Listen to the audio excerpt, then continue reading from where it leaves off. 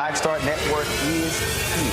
Oh, no punches! I'm real revolutionary right now. Thank you for being the voice of Black America. All momentum we have now, we have to keep this going. The video looks phenomenal. See, there's a difference between Black Star Network and Black-owned media and something like CNN. You can't be Black-owned media and be scared. It's time to be smart. Bring your eyeballs home. You dig?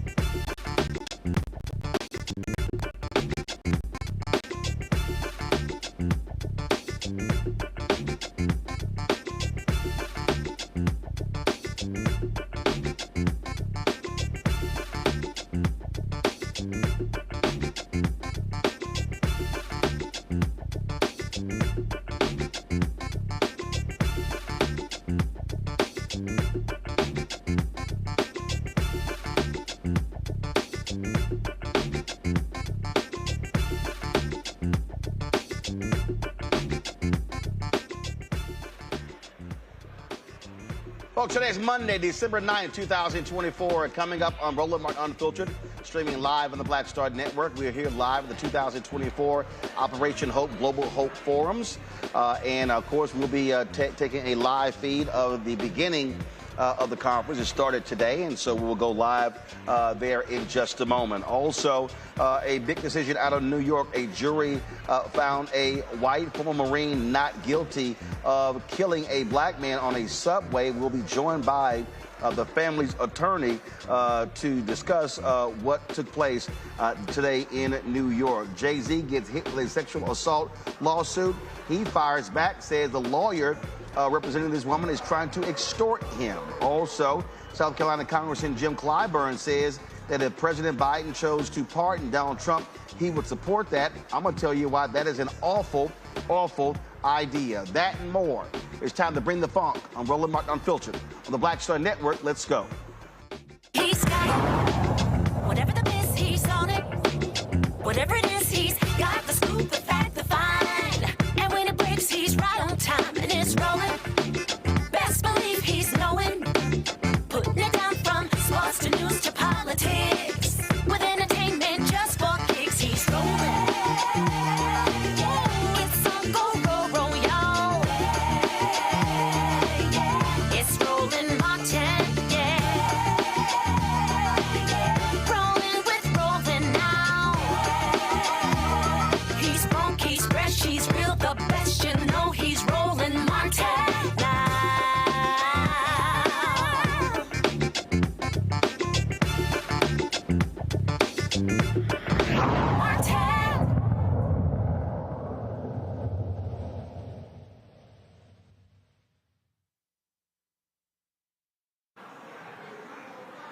Today in New York, a jury acquitted former Marine Daniel Penny of criminally negligent homicide in the death of Jordan Neely. That took place on a New York City subway last year. Penny also faced a more serious second-degree manslaughter charge, but Judge Maxwell Wiley dismissed that charge on Friday at the request of prosecutors after jurors twice told the court they could not come to a verdict on the count. After the not guilty verdict was read, there was applause in the courtroom. Neely's father, who was present for the verdict, was escorted out of the courtroom after an audible outburst of expletives. Joining me now is Dante Mills, an attorney representing Jordan Neely's family. Dante, glad to have you here in Roland Martin Unfiltered. I mean, this is obviously not the decision the Neely family wanted in this particular case. It had, in many ways, political and racial undertones, where you had many MAGA folks who were supportive of Daniel Penny, and then you had others who said this is an example of a white man killing a black man and getting away with murder after choking him for 5.5 minutes on a New York City subway. Roland, thanks for having me on. And it was important for me to have this conversation with you. It may not be the best background. We're in motion. It's a lot going on today with the family, but I wanted to have this conversation with you to talk to our people and let us know that we have to be there for each other. I think this is proof, and this is proof that we can't rely on anyone else, right? We have to step up for ourselves. Jordan was in a lot of pain. He had some loneliness and issues that he was dealing with, and he wasn't heard in that moment on the train when he came on asking for food, and he wasn't heard in this courtroom where the jury said that Daniel Penny, who choked him to death, was not responsible for it. And it should be noted that we're not saying if Jordan came on making threats and Daniel Penny decided to act, we didn't question that. Where we questioned it is he choked him for over 6 minutes, where after 30 seconds, this entire incident was over. And after 2 minutes, 3 minutes, people are coming saying, let him go, right? You're going to kill him. It's over. I have his hands. You can let his neck go. And Daniel continued to hold his neck until he had no life in his body. And when he had no life in his body, he continued to hold his neck for another 52 seconds. That's what we're saying he should be held responsible for. And it doesn't matter who you are, white, black, homeless, have mental issues or dealing with mental trauma. No matter what it is and who you are valuable and you deserve to be heard and your life matters. And that's what we're advocating for, and we expect it from the jury. Well, on that particular point there, that's what so many others said, that, detaining him is one thing, 30, 45 seconds, but for 5.5 minutes, that is a very, very long time. And when you say he did not, get his just due here, clearly the family has to be devastated that their loved one was killed as a result of this action, and Daniel Penny gets to walk free. Devastating. I mean, it's a sadness, it's a hurt, it's a disappointment in the system that we thought would come through in this regard, but it didn't. But I'm telling you right now, our challenge, we need a call to action. Our call to action is for everyone out there to listen, right? When you see someone that's hungry, give them something to eat. If you see someone cold, maybe a coat, a blanket, ask someone, are they okay? That's what we need to do for each other, and that will prevent this situation from happening again. That's our call to action. We got to do something with this hurt that we continue to feel over and over again. This disappointment that we feel over and over again. My call to action to everyone is to stand up and be there for each other and make life a little bit easier. We all have problems, right? But just because you may be homeless or you may have a mental health issue or a crisis that you go through does not mean you don't have value. We need to see each other. We need to hear each other. We need to be there for each other. And that's how we can avoid these situations moving forward. One of these right-wing radio hosts, Buck Sexton, put out what I consider to be a shameful, despicable tweet. He said, Daniel Penny not guilty, fantastic news, a just verdict, and a possible turning point for criminal justice in New York City. He says, but vigilance needed in the days ahead as the street mobs are unhappy. Stay frosty, New Yorkers. These are people who literally have no problem with street justice. And they applauded this. They said, oh, this is the right decision, things along those lines. You have individuals like this who they got no problem with seeing someone being attacked because they say, well, this person was threatening people, causing a disturbance. And so this sort of reminds me of Bernard Goetz, if you will, this vigilante action. Well, what it does is it shows there's this sense of I'm more important than you. How dare you come into my space and make me uncomfortable? How dare you come into my space and raise your voice or cause a scene? That allows me to do whatever I want because I'm more important than you. And I reject that. I don't care about that notion. I don't think it's correct. I think we are all the same. And that's what has to be shown. And I was hoping would be shown with this verdict that Daniel Penny, Jordan Neely are the same because they are. But you get that sense that people think they are better. So how dare someone interrupt their life, even to come in starting out saying, I'm hungry. That's the first thing Jordan said when he got on that train. And never once did Daniel Penny offer him anything. He came from behind him when Jordan didn't touch anybody, put him in his chokehold, and choked him until he had no life in his body. And now he gets to walk away from that in a criminal sense. But we will hold him responsible in a civil sense. I'm telling you we will, because we can't let that happen. So, the family is definitely proceeding with a civil lawsuit. Absolutely. We filed that civil lawsuit last week, not immediately. We wanted the evidence to come out. We wanted to hear what their defense was going to be. Maybe there was a reason Daniel thought he had to choke him until he died. Once we saw all of that evidence and heard the people come into court saying, we told you to let him go. We said, let him go. You're going to kill him. And he continued to choke him anyway. That's when we filed that lawsuit, after all of that evidence came out. And we're absolutely certain. We saw a jury struggle with manslaughter, which means that Daniel Penny knew that he would kill Jordan if he continued that chokehold. We saw the jury struggle with that. They didn't know what to do. They were hung on that. That made it clear to us that in a civil case, where it's a lower burden, we can get that victory. And we want that family to feel that they are listened to, that they are heard, and that there's justice at the end of this, because that's what they deserve. All right, Dante Mills, we surely appreciate you joining us here on Roland Martin Unfiltered. Thanks a lot. Thank you. Folks, the mother of Eric Garner and Jordan Neely's father spoke outside of the courthouse after the verdict. This is what they had to say. I miss my son. My son didn't have to go through this. I didn't have to go through this either. It hurts. Really, really hurts. What are we going to do, people? What's going to happen to us now?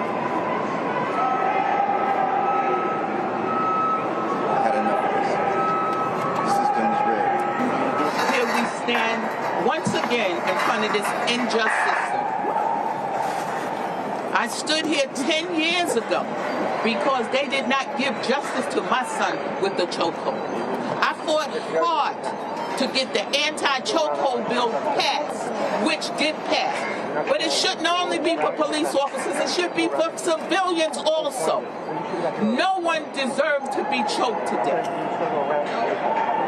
And you know, we're in that courtroom and people are cheering for the verdict. They made the loudest noise, the judge did nothing. But when his father spoke out, they put him out the courtroom. Is that justice? Or what? We can't allow this to keep going on. We have to fight this system. That's what I had to do. I had to fight to get the little justice that I got. I got one police officer fired. There's more that need to be fired. But I tell this family, do not give up. Because that's what they want you to do. They want to discourage you. Just like they tried to discourage me. But 10 years later, I'm still fighting. The Manhattan DA's office released this statement. They said, as with every case, we followed the facts and the evidence from beginning to end. A grand jury voted to indict, and the office carefully presented this case to a trial jury. Over the course of the trial, we introduced medical records, videos, body cam footage, and testimony from over 30 witnesses, including from the city's office of the chief medical examiner. The jury carefully deliberated for 4 days. They requested readbacks of testimony and asked for video footage to rewatch, as well as written definitions of the law. Their lengthy deliberation and the totality of the facts and the evidence underscored why this case was put in front of a jury of Mr. Penny's peers. The jury has now spoken. At the Manhattan DA's office, we deeply respect the jury process, and we respect their verdict. Unfortunately, over the duration of this trial, talented career prosecutors and their family members were besieged with hate and threats on social media, by phone, and over email. Simply put, this is unacceptable, and everyone, no matter your opinion on this case, should condemn it. These are prosecutors who have dedicated decades of their lives to public service and to the safety of Manhattan. I'm grateful to them, as well as to the NYPD, for their hard work and commitment on not only this matter, but for all they do on behalf of New Yorkers. I also want to thank Judge Wiley for presiding over this case. Finally, I want to thank members of the jury who took time out of their lives to diligently evaluate the evidence. Jordan's father, Andre Zachary, filed a civil lawsuit, as we said, against Penny for negligent contact assault battery that led to Neely's death. And so we will be following this up to see exactly what happens next. Folks, got to go to a break. We'll be right back right here on Roland Martin Unfiltered on the Black Star Network. Hi, I'm Isaac Hayes III, founder and CEO of Fanbase. Fanbase is a free-to-download, free-to-use, next-generation social media platform that allows anyone to have followers and subscribers on the same page. Fanbase was built through investment dollars from equity crowdfunding from the Jobs Act. People just like you help build Fanbase, and we're looking for more people to help build Fanbase. We are currently raising $17 million in a Regulation A crowdfund on StartEngine. We've already crossed $2.1 million, but we're looking to raise more capital from people just like you that deserve the opportunity to invest in early-stage startups without having to be accredited investors. So right now, I'd like you to go to startengine.com/fanbase and invest. The minimum to invest is $399. That gets you 60 shares of stock in Fanbase right now, today. And then use Fanbase to connect with friends, grow your audience, and be you without limits.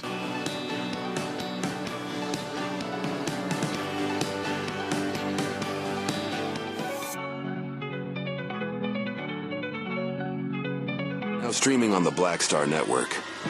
I had been trying to get a record deal for a long time. You know, when I finally got signed to the Motown record label in 2003, I was 34, 35 years old. And up until that time, I had been trying to get record deals the traditional way. You know, you record your demo, you record your music, and you send it, you know, to the record labels, or maybe somebody, a friend of a friend, knows somebody that works for, you know, the record label. And really, chemistry that was my last-ditch effort at being in the music business. How long have you been trying? I've been trying since I was a teenager. Wow.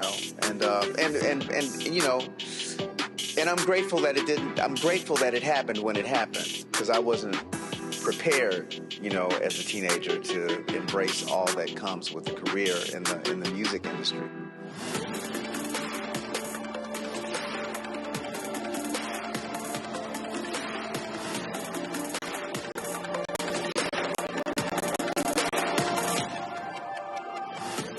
Now that Roland Martin is willing to give me the blueprint, hey, Cyrus, I need to go to Tyler Perry and get another blueprint, because I need some green money. The only way I can do what I'm doing, I need to make some money. So you'll see me working with Roland. Matter of fact, it's the Roland Martin and Cheryl Underwood show. Well, should it be the Cheryl Underwood show and the Roland Martin show? Well, whatever show it's going to be, it's going to be good.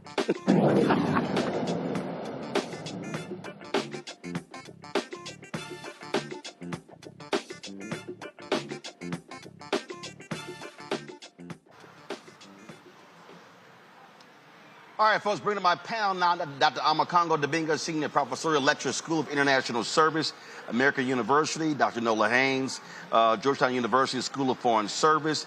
Joining us out of D.C., Cameron Trimble, CEO, Hip Politics Media, former White House Senior Advisor. Glad to have all three of you here. Amakongo, when you look at this particular trial here, as I said to the attorney, you had political sides here. You had, frankly, white MAGA folks who were backing Daniel Penny. You saw even Phil Mickelson, the golfer, post a comment thanking Daniel Penny for his actions. This is a man who choked this homeless black man for 5.5 minutes, and these people are considering him to be some type of happy warrior who defended people when it didn't have to last that long. And what I will say to that, really, Roland, is welcome back to the Trump era, right? Where we just see depravity and ignorance and no shame or regard for a human life that doesn't look like them. I'm very interested to see what this man is going to do now that he's set free. I know the civil charges are coming, but I mean, he's going to Fox commentator, you know, other types of jobs and the like. The fact that to hear Eric Garner's mother talking about the fact that, and the attorney mentioned it as well, the bursting, the applause. I mean, I think any one of us in this room right now, even if we had somebody in our family who was on trial for something like this, we would have enough dignity to know that on the other side is a life lost of another family member, and not to burst out into cheers and applause and to celebrate it like that. The aspect of like basic human dignity and kindness is gone. And this is being celebrated in places. I mean, I'm seeing everybody talk about that United Healthcare person who was shot and how, oh my gosh, I can't believe people are celebrating this. We are used to that in our community. We're used to seeing people get off, used to seeing people get, book deals and TV deals, and people celebrating them in every way, shape, or form. And we're going to see more of this now that we got this MAGA quote unquote leadership in our country. I'm so glad that you're here at what you're doing. I'm so glad the attorney came on to give voice to this family. And we need, and like Eric Garner's mom said, what are we going to do? Because just because they don't have dignity, just because they don't have basic respect for human decency, it doesn't mean that we can't demand it. And so we have to continue to uplift our stories and uplift our communities, because they're going to not only refuse to do it, but they're going to be callous and ignorant and disrespectful when they do choose to talk about it. And really what this does, Noah, again, you have these people who are emboldened and they believe that this vigilante action, this is what should be happening. And don't be surprised if we see more of this. We're definitely going to see more of this, Roland, unfortunately. Earlier today, I watched his father's words, and he just said how hurt he was over and over. And you just heard it. You just heard it in his voice, in his spirit. And here we are again. And here we are again in more of a hostile situation than we were in 2016. It's very clear to me that these people want civil war. It is very clear to me at this point. I was hesitant to go there before. I said that I needed more evidence. But I think we're at that point where Black people, we just want to live our lives. We genuinely just want to live our lives. But we keep over and over and over, the scab just keeps getting picked away, and trying to nudge us into a position that none of us want to be in. But these people want to fight. They want war. Cameron, again, when you have the likes of Donald Trump and MAGA, they approve of this. And listen, whether it's a Black homeless man, whether it's migrants, their attitude is, guess what? You can attack them with impunity, and they should not be prosecuted as a result. Roland, this has been one of the saddest cases, and just another, what I hope is not to come in a Trump presidency, that things like this can kind of go on under the radar. I'm glad we're putting a huge light on this, but the online vitriol around this and the polarization around this incident is actually kind of sickening. We've been tracking this case online for a while, and I think the real hope here is that justice is ultimately served. But it was just kind of heart-wrenching to be able to see the parents' reactions and to be able to see Eric Garner's mother there as well. Well, again, I just firmly believe that we're going to see more of this, and it's going to be happening over and over and over again. So, Black people, prepare for a difficult 4 years. I'm telling you right now, prepare for a difficult 4 years. I cannot overestimate this. And I know among Congress there's people who are saying, well, listen, I'm not a crazy, deranged, homeless man attacking people, but I'm telling you right now, Donald Trump, who is a massive liar, has no problem at all approving of these things. And I'm telling you, these people, his supporters, they have no problem with these type of attacks. We had better be on guard over the next 4 years, and you can forget any type of assistance from a Trump-Vance Department of Justice. Look, I ran into Darryl Jones today at Kunta Kinte Alex Haley Memorial celebration, and this is a brother with the Transformative Justice Coalition. He told me tomorrow he's going to Georgia to support the family of Ahmaud Arbery because they're bringing that original attorney up who let those killers and those murderers skate, and her trial is getting ready to start. So when you talk about it's just, oh, that guy was just a homeless guy, this could happen to anybody. Ahmaud Arbery just running through the neighborhood. And so we can go down case after case after case, and of course, with Eric Garner, whose mom was there.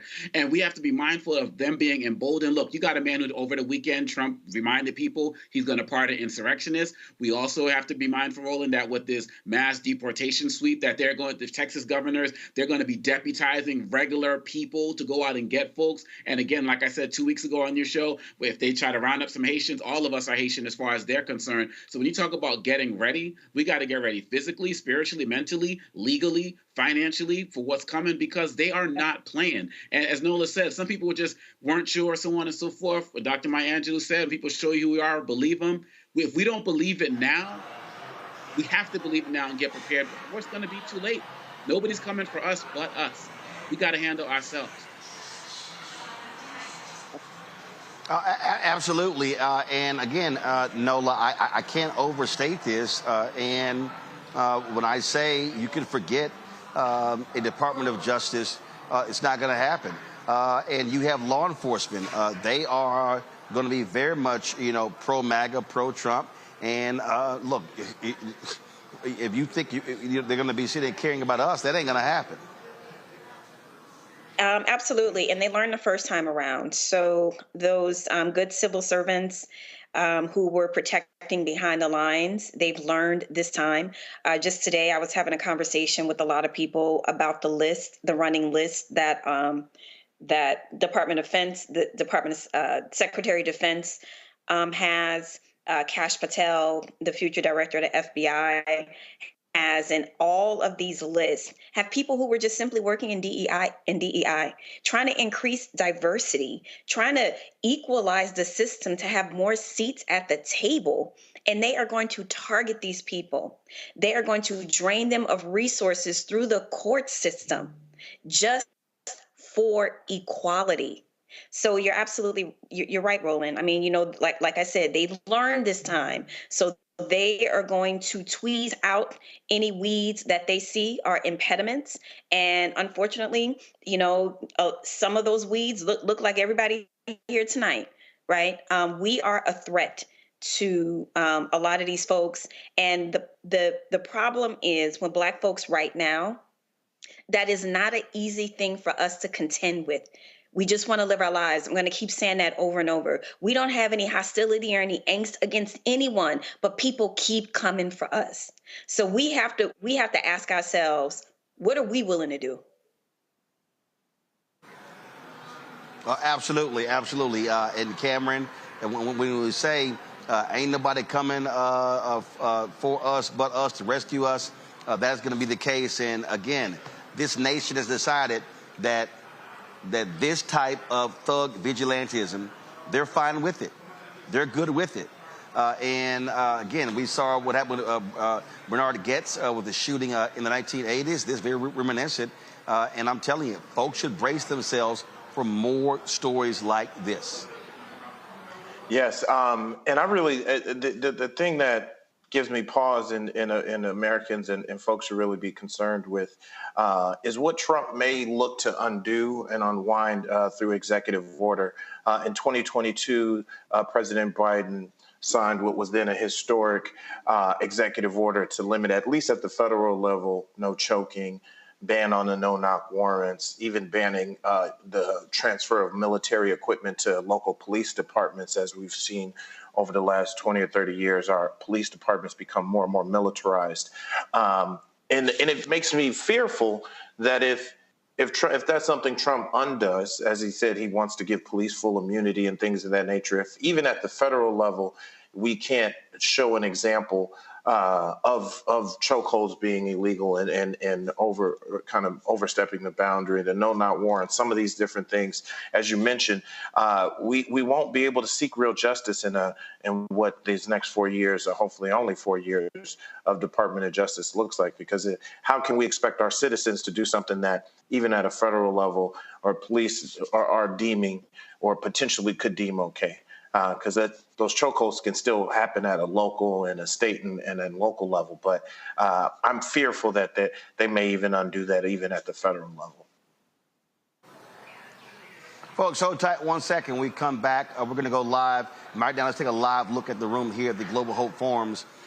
This evening program is about to get underway.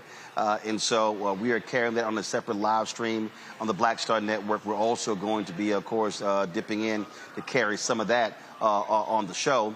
And so that's one of the things that we are looking at. And so we come back.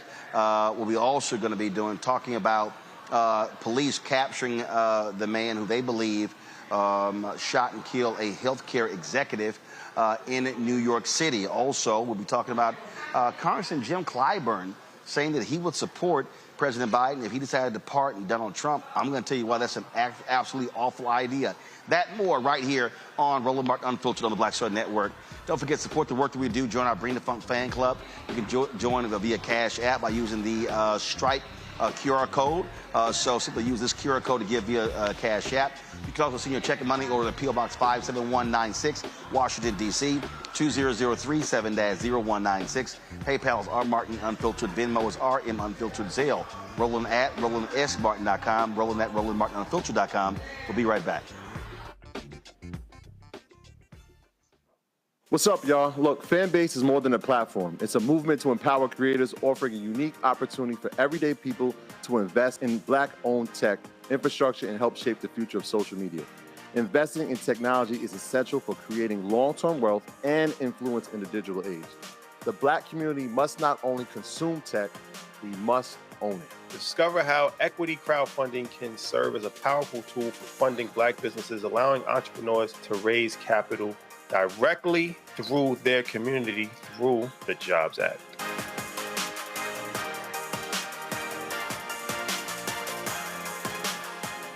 Now streaming on the Black Star Network.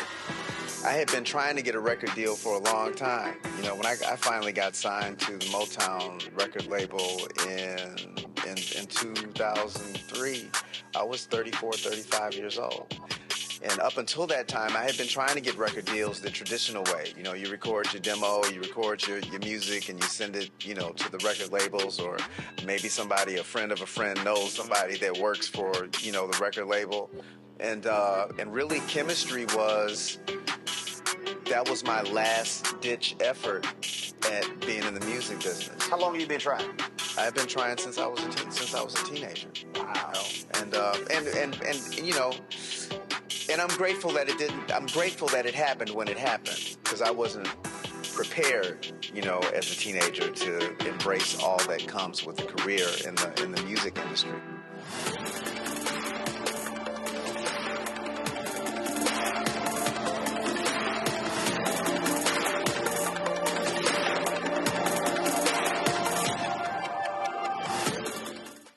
Hey, what's up, y'all? I'm Devon Frank. I'm Dr. Robin B., pharmacist and fitness coach, and you're watching Roland Martin Unfiltered.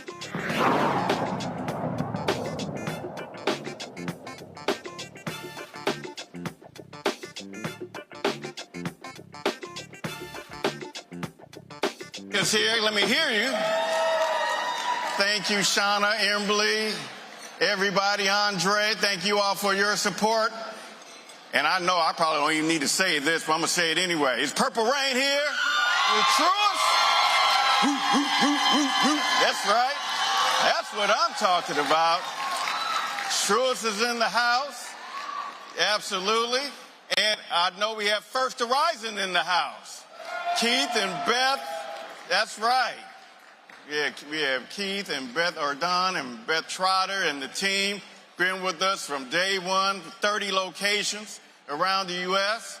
Very happy to have them here. And I know the stagecoach is here as Wells Fargo in the house. That's right. I see the stagecoach over there. See you, Greg. See you, team. See you, Michael. That's right. See you, Darlene. That's right. Give them all a great round of applause because, again, without their support, and not only their support for these events, but supporting the programs of what we're doing. We have over 300 locations with 300 coaches doing this work around the United States. And again, it's thanks to those types of partners that are allowing us to be able to do that. So now, we got a packed show for you today as the kickoff. And so we're going to get this show on the road. And as you know, the theme of this year is the future. And nothing symbolizes that more than technology and artificial intelligence. So to open our conversation on the future in AI, we have some of the great leaders in the world that are going to be with you and with us next. And so I'm so excited to introduce them. And so first, I want to bring up Angel Cabrera, who's the president of the Georgia Institute of Technology. Come on out, Angel. Give Angel a round of applause. He's here. He's here, trust me. He's here. Let's give him a round of applause. We have Sarah Fryer, who's the Chief Financial Officer for OpenAI. Give her a round of applause. We have Cheryl Guin, Executive Vice President for Globe Brand Strategy and Innovation. Give her a round of applause. And we also have the Honorable Robert Silvers, who's the Undersecretary of the United States Department of Homeland Security and the chair of the U.S. Cyber Safety Review Board. Give him a round of applause. Gave a great presentation at our board meeting today. And last but not least, we have our moderator, Devin Banerjee, who's the Senior Managing Editor and Head of Growth, or Head of News Growth at LinkedIn. Give this panel and this group a round of applause. Over to you, Devin. Thank you so much, Lance. Congratulations to you and Kevin and John and the whole Operation Hope team on 10 years of this wonderful forum. It's so good to be back. What a beautiful new venue. And I hope all of you have enjoyed today's session so far, and there's a lot more to come. And as Lance said, the theme of this year's Global Forum is the future. And there is no better topic to harness that theme than the discussion we're about to have for the next 30 to 40 minutes. Let me introduce our panelists once more in a little bit more detail so you get a sense of the depth and breadth of experience and expertise we have with us today. To my far right is Angel Cabrera, president of Georgia Tech. A lot of supporters. President Cabrera has the home court advantage here, and he became president of this legendary institution 3 months before the global pandemic kicked off and guided that institution through the pandemic to emerge stronger than. So, folks, this is the evening session of the Global Hope Forum. Again, we have a secondary stream going, so you can actually go to the Black Star Network, our YouTube channel, to actually see that as well. Let's talk about authorities in Pennsylvania arresting the man they say is a strong person of interest in the shooting death of a United Healthcare CEO, Brian Thompson, which took place in Midtown Manhattan last week. At a news conference today, police identified the person of interest as 26-year-old Luigi Mangione. He was spotted at a McDonald's in Altoona, Pennsylvania, was taken into custody. They say found in his possession was the ghost gun and suppressor that was consistent with the weapon that was used to kill Thompson. He also had a fake New Jersey ID and matching the one they believe to have been used at a Manhattan hotel. Also, he was in possession of what they call a handwritten document that was a manifesto complaining about the healthcare system. This, of course, has generated extreme interest, NOLA, over the last week because a lot of people have been commenting about healthcare, commenting about costs being denied. I saw one social video where they said all of a sudden a number of people in the last 2 or 3 days started having their health care expenses approved. This has sent shockwaves throughout the healthcare industry. And of course, you also had the one hospital that said they were not going to be paying for anesthesia past a certain number of hours. They had to come back and repeal that decision. This has really caused a lot of conversation about health care, cost, being denied benefits, and a lot of these healthcare companies are being put on notice, and these executives are scared, calling security firms left and right as a result of this murder. Absolutely. We're going to start seeing more CEOs, more folks with their personal security. It's going to start looking like countries that do not resemble the United States, but that here we are. But this goes back also to the first story of the evening, the Penny case. Vigilantism, like this is a thing. This is a thing where people are not seeing justice in traditional places where justice is supposed to be doled out, and they are taking matters into their own hands. And another interesting part of this story is earlier this evening when we got the biographic information about the person who may or may not have shot the CEO. So this story is unfolding. It's interesting, but I think this through thread of people resorting to violence as a means of justice, this is something that we really have to keep an eye on. And it's not just healthcare CEOs out there that are going to be getting private security. It's going to be all of them out there, especially as this new Trump cabinet that's built on, on top of one billionaire after the other, and people start realizing what they bought, they want to return. They're not going to like that. That's not going to sit well with a lot of Americans. So right now, the way justice is looking in this country, people taking justice into their own hands, that is definitely something domestically that I know that, agencies like the FBI are paying attention to. But what's going to happen to the FBI under different leadership, we don't know. Cameron, this is, first of all, I don't understand at all people on social media gloating about the murder of this CEO. You can be angry with healthcare companies and decisions that they make and not gloat about a murder. So I don't quite understand that. But what it has done is forced a lot of people to confront the reality of what's happening in this country.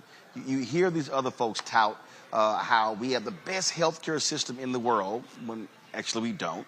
We have a system that is driven by insurance companies, and it is a for-profit system. That's a whole separate thing than someone plotting and planning to kill an executive. And so this should cause a significant concern to people in this country, in different professions, to have people who are targeting individuals who they simply disagree with, whether it's company policy or things along those lines. And so that cannot be overlooked and overshadowed. Roland, no, it can't. We at no point should we be applauding the loss of life. Me personally, I'm even against the death penalty. I'd rather have people just be in jail if that punishment is there. But as you've seen, and I think you pointed out a little bit in the opening, there has really been a new surge of almost TikTok and Instagram social media trends around people sharing their horror stories with the healthcare system, United Healthcare specifically, talking about the different things that they were claimed and denied, and it's tapping into that anger. But what we can't, this man, if it is Luigi or whoever it is, does need to be brought to justice, and it needs to be very public justice through our flawed justice system. But people need to see that there is a consequence here, because there's a lot of big industries that people don't like. Everything from whether it be car sales, energy companies, or and the likes, healthcare and so forth. It cannot be open season on executives, because where does that is a slippery slope that we do not want to go down. There are other forms of recourse to fight against if you feel you've been unjustly done. And this is not as me kind of caping for the healthcare system or our healthcare industry or some of these exorbitant prices people have to pay.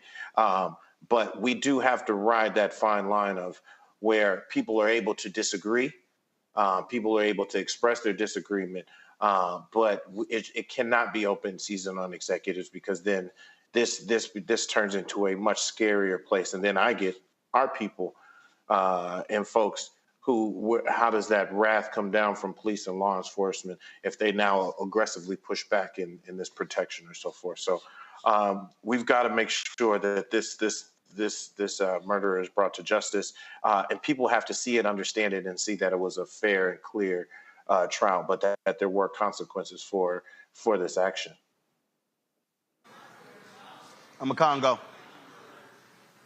Well, look, I'm not surprised at the online comments. You know why? Because remember, just 4 years ago, we had the George Floyd challenge, where people were recreating George Floyd's murder, and from everything from the urinating to calling out for the mom and posting it on their pages.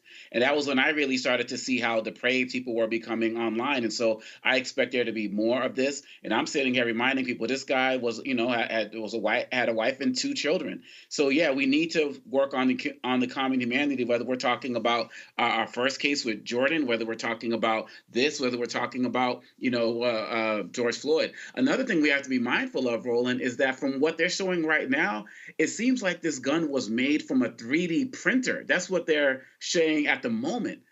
And if that's the case, I mean, that's opening up a whole new door. So anybody could be targeted by anyone who has this type of capability. And so we're having conversations about gun violence here. We're having conversations about social media depravity, and we're having conversations about the healthcare industry. And the fact of the matter is that we have a president who's coming in and embracing violence, and also somebody who's talking about ending Obamacare, which he claimed that he saved. And as he said to Kristen Walker, he got concepts of a plan. My point is that there's going to be more problems coming for the healthcare industry, which is going to lead to more frustration, which might lead towards more retaliation. And this is something we got to get a fix on right now before it's too late.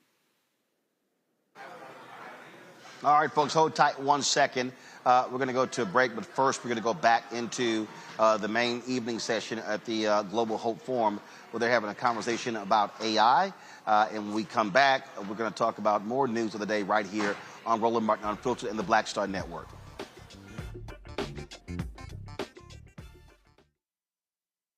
Hi, I'm Isaac Hayes III, founder and CEO of Fanbase. Fanbase is a free-to-download, free-to-use, next-generation social media platform that allows anyone to have followers and subscribers on the same page. Fanbase was built through investment dollars from equity crowdfunding from the Jobs Act. People just like you helped build Fanbase, and we're looking for more people to help build Fanbase. We are currently raising $17 million in a Regulation A crowdfund on StartEngine. We've already crossed $2.1 million, but we're looking to raise more capital from people just like you that deserve the opportunity to invest in early-stage startups without having to be accredited investors. So right now, I'd like you to go to startengine.com/fanbase and invest. The minimum to invest is $399. That gets you 60 shares of stock in Fanbase right now, today. And then use Fanbase to connect with friends, grow your audience, and be you without limits.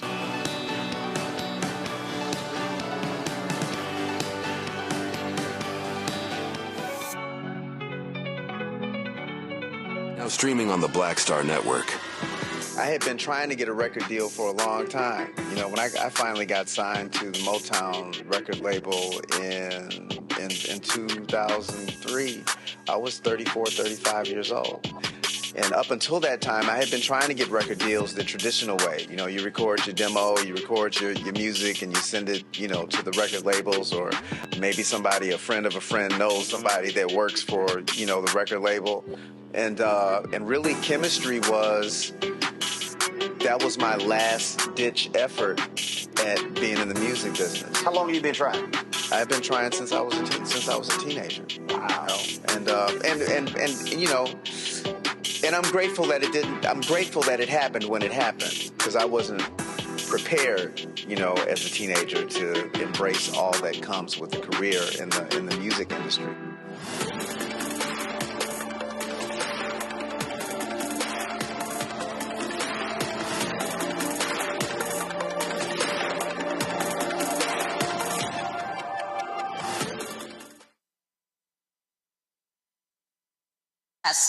only 25% of small businesses actually have access to a mentor.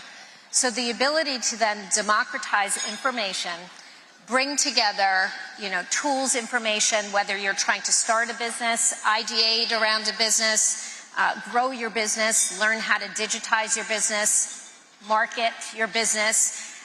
It's all there.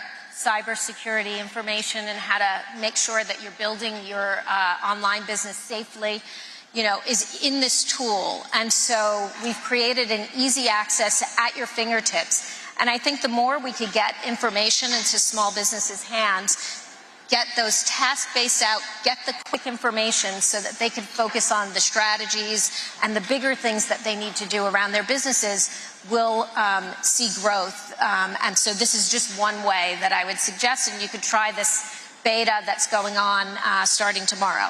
It's very exciting. Undersecretary Silver, as I mentioned, your remit and all the things you're focused on, they all seem extremely important. So, I don't know how you and the department prioritize those. Where does AI safety fit in, and how has that changed over the past 12, 18, 24 months? It fits in right at the top because, one, it's very important in its own right, and two, the other things we talked about, counterterrorism and the border, there's established architectures that we've developed over years or decades. AI safety and security is a newer field, and it's been really important for us to focus in, not just as a department of the government, but together with industry stakeholders and civil society groups that have an interest in this.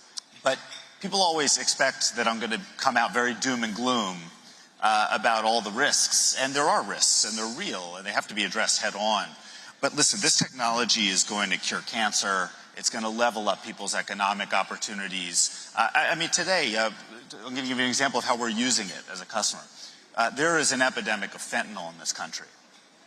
It is killing tens and tens of thousands of Americans every year, white and black, rural and urban, rich and poor. And it is really easy to conceal. A few grains of it, like a salt shaker's worth, can kill a person. We have started using at the border AI tools. And here's a story that happened recently. A car rolled up at the Tijuana to San Diego border crossing to try to get from Mexico into the U.S. We had an AI tool up in action. It recognized the car. It recognized an anomaly in some of that car's prior activity that we had observed.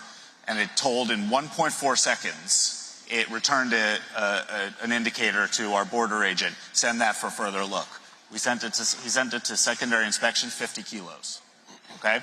So this is that is one micro example. And we are using it, it is going to make the American people safer in that way and 100 others just in the next couple of years. So it is a huge priority for us. And we've established to make sure that it's deployed safely and securely, because you don't want to have accidents, particularly as AI technology is used in operations for the power grid or air traffic control. You want to make sure that that's done in a safe and secure way. What we've done is we've convened leading stakeholders together with our department to find the right approaches to do that. And in addition to the government representatives, some of our members of that advisory board included Sam Altman, the CEO of OpenAI, people like Satya Nadella and Sundar Pichai. But then critically, we also had civil rights leaders, we had mayors and governors, and we had the corporate end users of AI technology, so that everybody was around the same table saying, what do we all need to do? Because we all have roles and responsibilities here to make sure that we can harness all these incredible benefits and reduce risk. And I think we're doing the right steps when it comes to that. It seems like this... All right, folks, we are here again we're in Atlanta at the 10th annual Hope Global Forums. And so we have a separate live stream of that conversation, this open session discussing, of course, AI. And so let's continue our show here, folks. There was a lawsuit that was filed against P. Diddy. Now Jay-Z has been added to that by Houston attorney Tony Busby, alleging a sexual assault with a 13-year-old in the year 2000. Now Jay-Z of course, is firing back at that attorney, saying that he is trying to be extorted. He released a statement that was, straightforward and hardcore. He said, my lawyer received a blackmail attempt, called a demand letter from a lawyer named Tony Busby. What he had calculated was the nature of these allegations and the public scrutiny would make me want to settle. No, sir, it had the opposite effect. It made me want to expose you for the fraud you are in a very public fashion. So no, I will not give you one red penny. These allegations are so heinous in nature that I implore you to file a criminal complaint, not a civil one. Whomever would commit such a crime against the minor should be locked away. Would you not agree?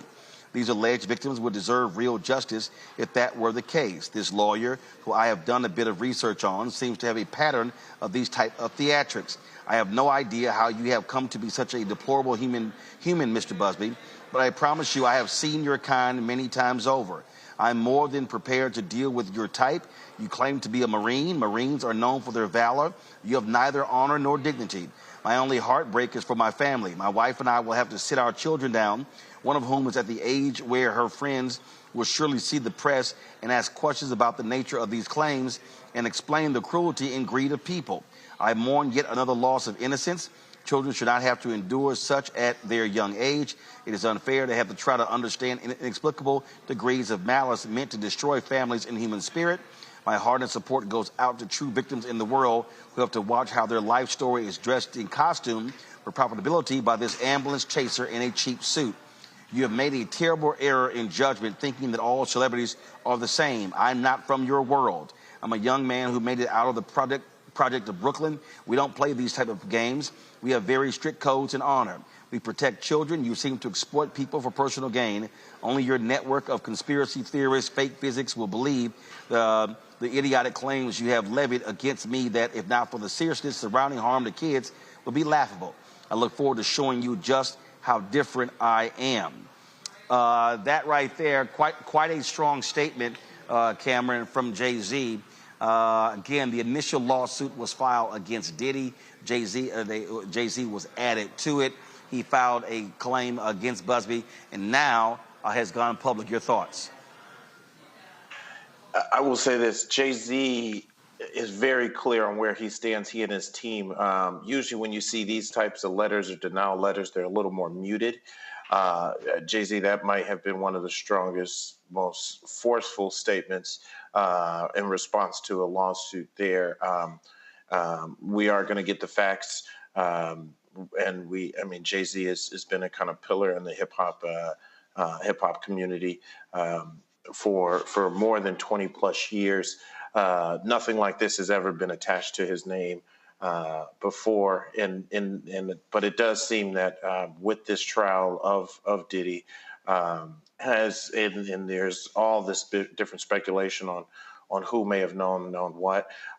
This may be a discovery of facts, but if Jay-Z, I'm sure before writing something so forceful and putting it out publicly, knowing he's going to be held to task to that, when that does, if this does even ever make it to court or get dismissed, I'm just hoping, I think that narrative of where he talks about how in this day and age, some of those lawsuits or accusations can come against people, and now he has to explain it to his family, children, and so forth.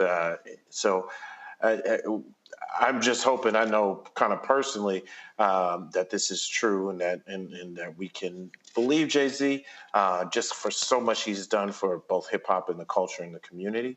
And if it is, and if Jay-Z is proven right in the court of law, public opinion, I think this also is a huge damper on Tony Busby, who has kind of gained some national prominence over these last few years by trying to do these big class action lawsuits and so forth. On Congo, this was a statement that Jay-Z wrote on his iPhone. It did not come through his lawyer, and this came directly from him. And he makes it clear, not one red penny. You don't know who I am. Talking about strict code. This is going to be a fierce legal battle between Tony Busby and Jay-Z and his lawyers. Look, Roland, I have a doctorate on Jay-Z. I've been teaching a class on Jay-Z for about 5 years now at American University. There's a lot I've learned about this brother. And as Cameron was saying, this type of story is not something that really represents a lot of things that have been said about Jay-Z over the years. Now, people did talk about like Jay-Z and Foxy Brown, and she was younger. People threw out that.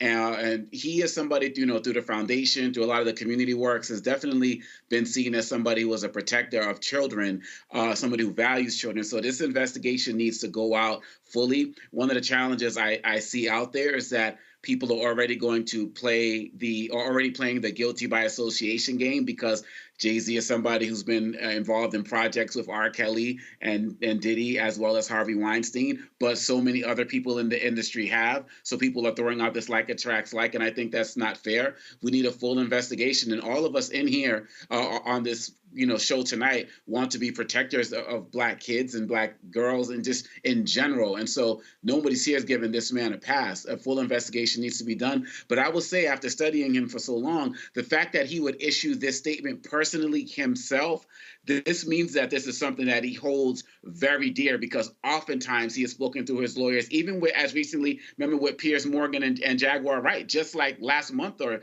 a month or two ago, had the lawyers respond. And so I think that this is something he's going to fight tooth and nail, and all the facts need to come out. And it's very unfortunate if there's any type of truth. And if there's not truth, it's also unfortunate that someone's name will be dragged through the mud for something that they didn't do. But like Cameron was saying, this is something that's not been a history with Jay-Z that a lot of people have talked about in the industry, though they've talked a lot about some of these other guys, including Diddy, before these charges came against him. Nola. So first and foremost, I think about the young woman in this suit. The first thing that my ears heard was that Jay-Z was added to the lawsuit. So I wonder under which circumstances that happened, why he wasn't named in the first lawsuit and why he was added. That's like the first question that I'm curious about. And I'm very curious about the well-being of this woman who brought forth this case, because it is Jay-Z. The burden of proof will be, it's a civil case. Jay-Z challenged him, let's go to criminal, let's see some evidence. So as we all know, the barrier is lowered when it's a civil suit. But I'm really worried about the role of the woman in this. If she's being manipulated in some sort of way, she deserves justice. So that's kind of first and foremost. Why did he get added? What's going on behind all of that? Secondly, when this first happened, if anyone who knows me, like, that I'm a huge hip hop fan, and Jay-Z got me through my years at Harvard. Like, honestly, I would get off the red line listening to public service announcement just because I had to reintroduce myself to myself every day. Like, Jay is, like, philosophically, lyrically, he's that guy for me. And of course, I love Beyonce. But with all that being said, I am a big believer in believe the victim. I want to know more about this case. This is the type of case, because of the type of person you were going after, the family that you were going after. We need receipts. We need evidence, because you were persecuting one of the pillars of the Black community, in that this is a man who made it out of the projects. And if you listen to his music, you listen to his wisdom. One of the things that people admire about him are the smart moves that he's made. Diddy's always been the party guy. That doesn't necessarily mean that he's guilty of everything he's been charged with. He's always had that image. Sean Carter, a little bit different. It's always been about wisdom and making smart moves, and his family, right? Well, not always about this family. There were the bad guy days. But anyway, my point being, this is a different type of person that Busby is coming after. And then my third point is, I talked to a lot of lawyer friends last night about this, and the first thing that they all collectively said is that Busby himself has an iffy record, that this is part of his tactic. So it's not only Jay-Z's reputation on the line, it's Busby's reputation on the line to pick this fight. I really, really hope he has the receipts to prove his allegations, because this one, the community, we're already hurting. We're already going through a lot. And now you want to come with this, especially if there aren't any real receipts to prove this allegation? I wish him well. Yeah, it's going to be something that's going to be very interesting to see you all. Roland's going to be back shortly, but this is something, if we don't pay attention to it and cover it the way that only we can at the Black Star Network, we know that people are just going to run away with it. So we're definitely going to be keeping an eye on this. And like you're saying, Nola, it's always important that we respect the victims and the people who are the accusers. And like you said, we have to make sure that all of the facts come out. So we're definitely going to be paying attention to this. We'll be right back with more Roland Martin Unfiltered right here on the Black Star Network. What's up, y'all? Look, Fanbase is more than a platform. It's a movement to empower creators, offering a unique opportunity for everyday people to invest in Black-owned tech, infrastructure, and help shape the future of social media. Investing in technology is essential for creating long-term wealth and influence in the digital age. The Black community must not only consume tech, we must own it. Discover how equity crowdfunding can serve as a powerful tool for funding Black businesses, allowing entrepreneurs to raise capital directly through their community through the Jobs Act.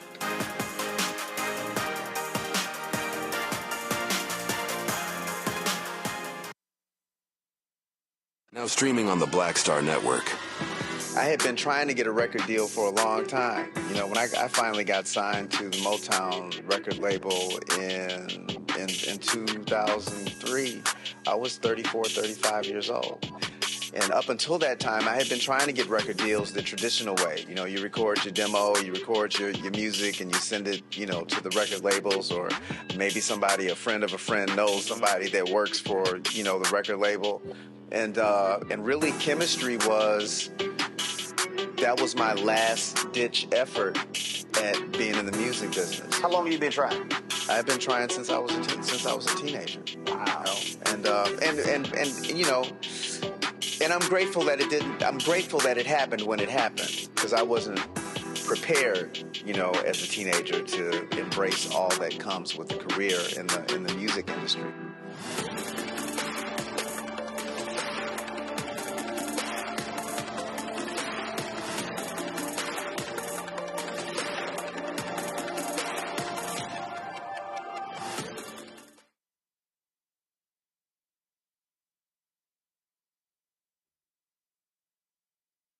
When you talk about blackness and what happens in Black culture, covering these things that matter to us, speaking to our issues and concerns. This is a genuine people-powered movement. There's a lot of stuff that we're not getting. You get it, and you spread the word. We wish to plead our own cause.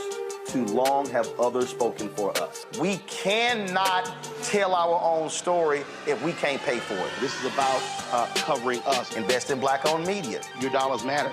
We don't have to keep asking them to cover our stuff. So please support us in what we do, folks. We want to hit 2,000 people, $50 this month, raise $100,000. We're behind 100,000, so we want to hit that. Y'all money makes this possible. Checks and money orders go to P.O. Box 57196, Washington, D.C. 20037-0196. PayPal is R Martin Unfiltered. Venmo is RM Unfiltered. Zelle is Roland at RolandSMartin.com.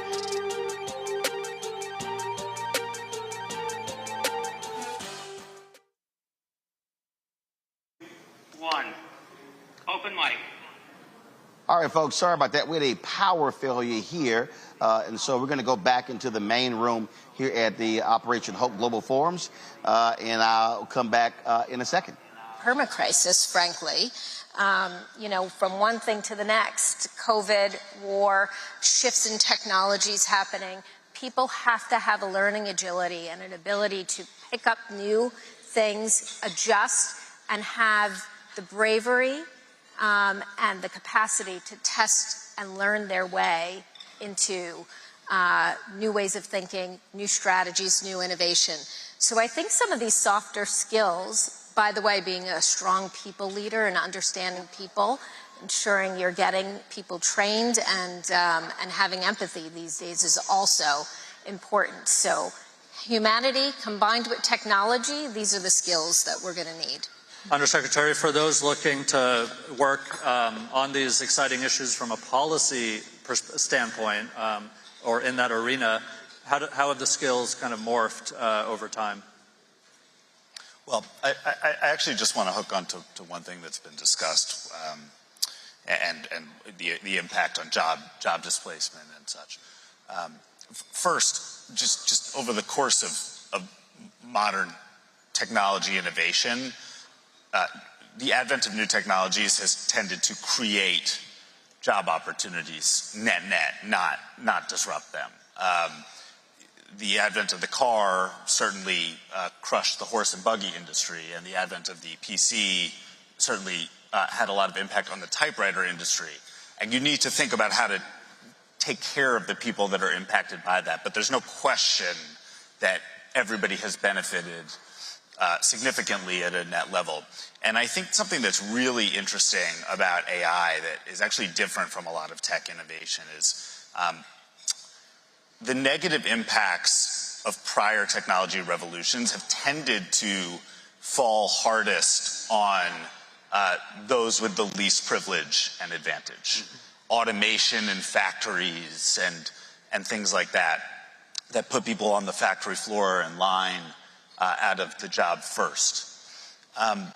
If you think about the categories that people most are concerned about of jobs from AI, I mean, it's really like a white-collar set of activities that first comes to mind. You know, copywriters, lawyers, accountants, things like that. And I'm actually convinced that this could be a technology revolution. Like, if John Hope Bryant has created anything, it is an organization that is meant to create economic opportunity for everyone.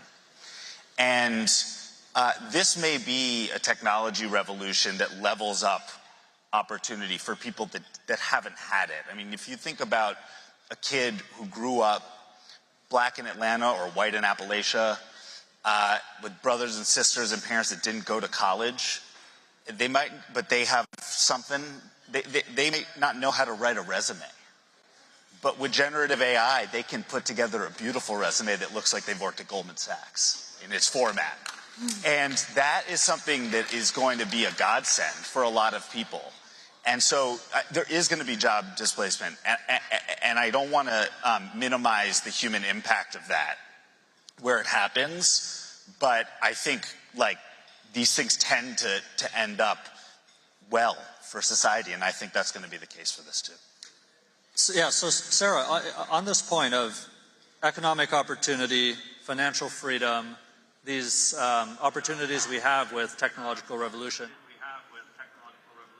All right, folks, again, we're here in Atlanta at the Operation Hope Global Forum, so we have a separate feed going of that, and so we're back live. So when we lost our power, I was talking to our panel about this lawsuit against Jay-Z and Diddy. And, Nola, you were making a point, and you're absolutely right. The laws were changed in New York State and California. There was a window to allow people to be able to file these civil lawsuits when these actions have been alleged. But you have several things that are going on. So you have that, and you have concern about the alleged victim, but you also have due process and concern about those who are accused. And what you see here, Tony Busby came out and he said that he was getting phone calls from people all around the country alleging acts against Diddy and others, and he began to file suit. Here, what you have was an example again, and I think what stands out, and in many ways, this reminds me of when Justin Fairfax, the former lieutenant governor of Virginia, was accused of a sexual assault. And when he came out and said, I'll take a lie detector test, he called on the DA in Boston and the DA in Raleigh, North Carolina, to step up and actually investigate the case. And that was rare, because typically you don't have somebody who's been accused of something demand for a criminal investigation.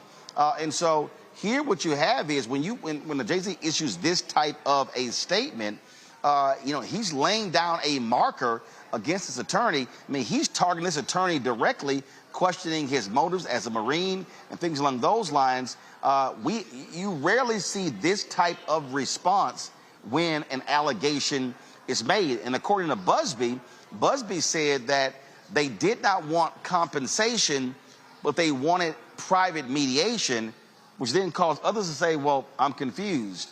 Why, if you don't want money, why would you want a private mediation? And so, like I said, this is going to be a very, very fierce battle because Busby is saying, I'm not backing down. And with that statement, Jay-Z clearly says, I'm not giving anything up to you at all. Mm-hmm. Exactly. It's this is going to be one of those cases where multiple precedents are going to be made, in my personal opinion, because clearly Jay-Z has drawn a line in the sand where he was like, you are coming for me. My children are going to be involved because other children are going to ask them about it. This is his reputation, something that he's built for a very long time. And it also says to me that, if you've been a fan of Jay-Z's and you listen to his music, this also sounds like something he's been ready for. Because day one, when the allegations came out about Diddy, people were already looking for Jay-Z to be involved in some sort of way. And something else that I also saw today is that the blogs are already posting about how the NFL should end its relationship with Jay-Z. And it's a very interesting thing that this particular case will come up in this particular hostile environment, especially against Black folks that have been seen supporting Democrats. So all of that is going to be baked into this pie. So this is going to be a very interesting case to watch, to see what happens for a lot of reasons. And people feel very strongly about the Carters. They're very protective of the Carters. So it's going to be interesting to see what happens culturally, legally, and to see how this affects relationships, because right now a lot of relationships amongst people are fraught. So, and then we'll also keep an eye on to see if the NFL does, sever its relationship with Jay-Z. It's a lot to keep an eye on. We're talking here on Congo money, lots of money. We saw what happened to Diddy when the Cassie lawsuit was filed. It impacts financially. And you're right, there are all sorts of business deals, things along those lines that are involved here. As I said, typically when you have a celebrity who is accused, you sort of have a different, again, you typically don't want it to be in the headlines. Here was Jay-Z going public. A lawsuit was filed. And remember, Busby said, very prominent entertainer, Jay-Z was not named. Later, he was named, and that the naming of Jay-Z apparently came after Jay-Z's attorneys filed a suit against Busby. And so this is going to be a very contentious public legal battle. Yeah, and it's really important that Jay-Z and his team stay in front of this, because I'm going to throw out another celebrity that we can talk about is Jonathan Majors. And look what happened with his career as well. And it's on a rebound, as some say, but he's already, lost a lot. And like Nola was saying, with this thing with the NFL, similar with like a Jonathan Majors, once certain deals are gone, especially for people in our community get to these spaces, they're not coming back. Just like Jonathan Majors not going to be playing Kang in Avengers. Like if Jay-Z loses like the partnership with the NFL or some of these other places, I can't see them coming back. Nor could I see Jay-Z even wanting to mess with them if he's completely cleared of everything. And so in our community, when endorsement deals like this or connections like this happen with accusations like this and they get lost, there can be real damaging consequences. I think that's another reason why Jay-Z is getting ahead of this, because you can't let a certain narrative continue to play its way in the media, on television, and so on and so forth without giving any type of fire in return. And there's also people out there, Nola, who are saying that the other person who was present was Beyonce, because they're saying that there was a woman present when this happened. And so again, this is an innocent until proven guilty. People need to fight this with everything that they have. And again, we need to find out what's happening with this victim. If she was 13 years old at the time, clearly she's talking about something that happened with somebody that involved rape. So we absolutely have to be making sure that this person is being protected as well, making sure that there's not manipulation going on there. I've heard a lot of negative things about Busby, but a lot of people talk about he has a great career representing people like Warren Buffett and all of this other type of stuff. But we just have to make sure in our community that we're doing our due diligence, because if anybody's guilty of this stuff, they're not going to keep our support or protection, or at least not the protection of those and support of those of us here. We know some people in our community who still mess with R. Kelly, got no problems with, his music and so on and so forth. But we got to do better than that. We got to support victims. We got to listen to them. But we also have to make sure that people are not being unnecessarily maligned, because that also happens too much in this industry and in all types of industry, famous or non-famous. You look at that statement, Cameron, he uses the word extortion. That's not a word thrown around lightly. And that's what really stood out to me in reading this statement that was, again, typed on his iPhone. He is directly calling out the victim's attorney by saying, this man is trying to extort me and I ain't gonna do it. He says he ain't getting one red penny. You don't hear folk respond that way, and it doesn't matter if people are running left and right, and I'm seeing social media and folks are like, he's guilty, things along those lines. This is somebody who has resources, who could settle, but who makes it clear ain't settling. And I still would love to understand from Busby by saying the victim isn't seeking money. We wanted private mediation. For what purpose? So it's going to be, again, really interesting to see what happens here. And I doubt very seriously the partners of Jay-Z are going to abandon him. But this is also something that we have to understand, that, yes, there are alleged victims, but when you say that someone is an alleged rapist, that now doesn't go away. Even if you settle, even if you're found not guilty. And so it's not even a question of they have to prove it. Really, you have to actually prove it yourself. That's why this is so contentious and why his response was so surprising. Yeah, Roland, I would take two things from what I saw Jay-Z in the response and the implications there. One, Jay-Z has been famous and really rich and really famous for going on 30 years now, something along that line. He has had top flight legal support and help to do the intricacy of business deals and all the successes he has had. And for him to skip all the probably millions of dollars in retainers that he pays some of the best lawyers in the world, definitely in the country, to represent him, and to give a direct response when I'm pretty sure has been trained for this, to go through the lawyers and so forth, means it at least points to a person who is fully confident that at least he understands the truth and that he's not something he's not guilty of there. And then I think having worked obviously for a decade plus in the corporate communications industry, we also deal with a lot of crisis communications, and often usually in celebrities or high profile, high ranking campaigns, and or high-profile corporate positions and so forth, it is a tactic to be able to try to get this mediated and settled early, because they know most people fear the bad publicity. And so for Jay-Z to kind of look for no settlement, I don't know what private mediation looks like. It looks like 20 years later, if it is not tied to any kind of financial compensation, and this is not and there's no criminal recourse. I'm no lawyer, but I'm not sure exactly what they would be looking for then, other than, like I said, like this is a huge smear on his name. And then the other big thing that this does and that we must protect against, but it's kind of baked in the cake now, is this online matrix.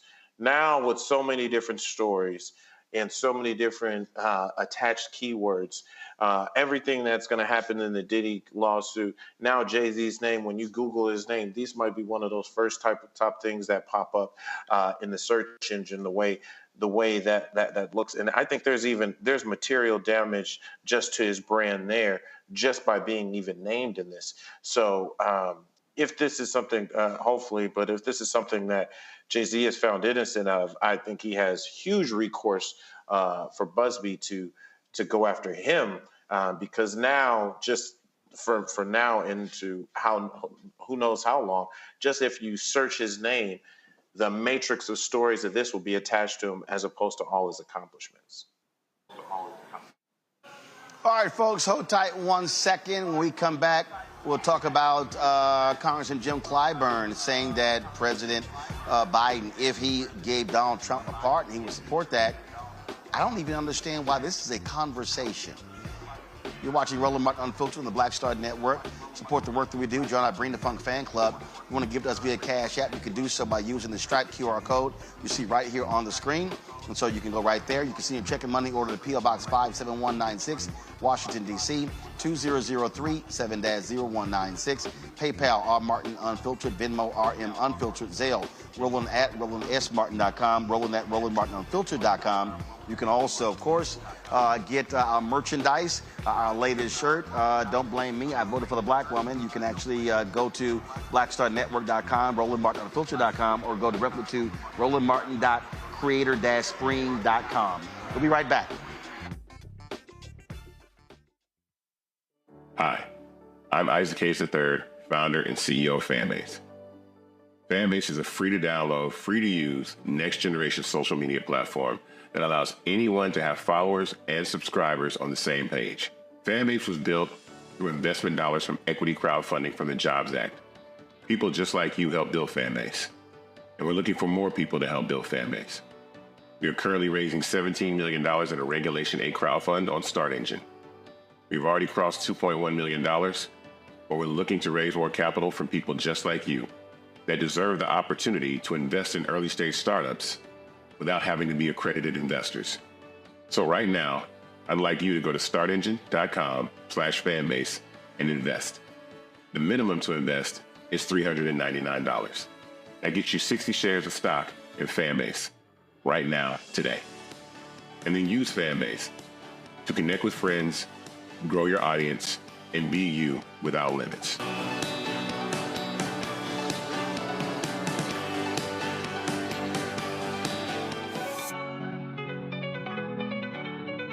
Now streaming on the Black Star Network.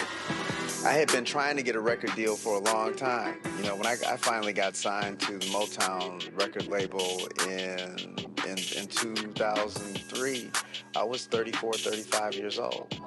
And up until that time, I had been trying to get record deals the traditional way. You know, you record your demo, you record your music, and you send it, you know, to the record labels, or maybe somebody, a friend of a friend, knows somebody that works for, you know, the record label. And really, chemistry was my last-ditch effort at being in the music business. How long have you been trying? I've been trying since I was a teenager. Wow. You know? And you know.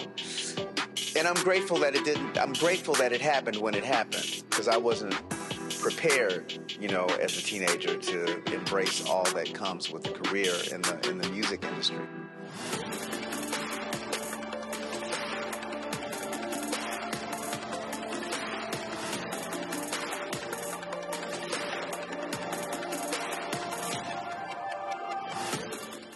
Hey, this is Motown recording artist Kim. You are watching Roland Martin Unfiltered. That boy, he always unfiltered though. I ain't never known him to be filtered. Is there another way to experience Roland Martin than to be unfiltered? Of course he's unfiltered. Would you expect anything less? Watch what happens next.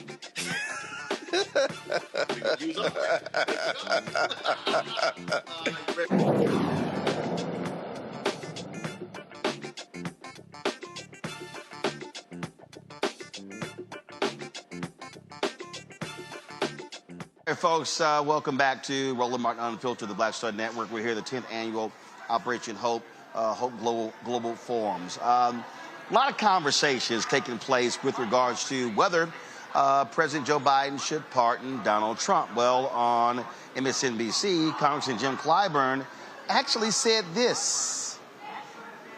Do you think that President Biden should pardon Donald Trump? And if so, why? Yes, I do think so. And I think he should pardon all of those people that have been accused and have been targeted so that we can clean the slate. We can have an air of possibilities for the future. If we keep digging at things of the past, I'm not too sure the country will not lose its way. Now, remember, President Trump has been indicted, has been convicted on state crime. Also, please remember that the United States Supreme Court has given him immunity. And so I'm asking people who question my thought on this to explain to me how he would be any more insulated by this pardon than he seems to already be by the United States Supreme Court. If Joe Biden will be demonstrating what he's always demonstrated to me, that he loves this country more than anything else other than maybe his family. He wants to see this country going forward. He doesn't want to see us keep digging into the past, but moving forward. So I think it would give a tremendous opportunity for him to demonstrate that kind of concern for the future of the country.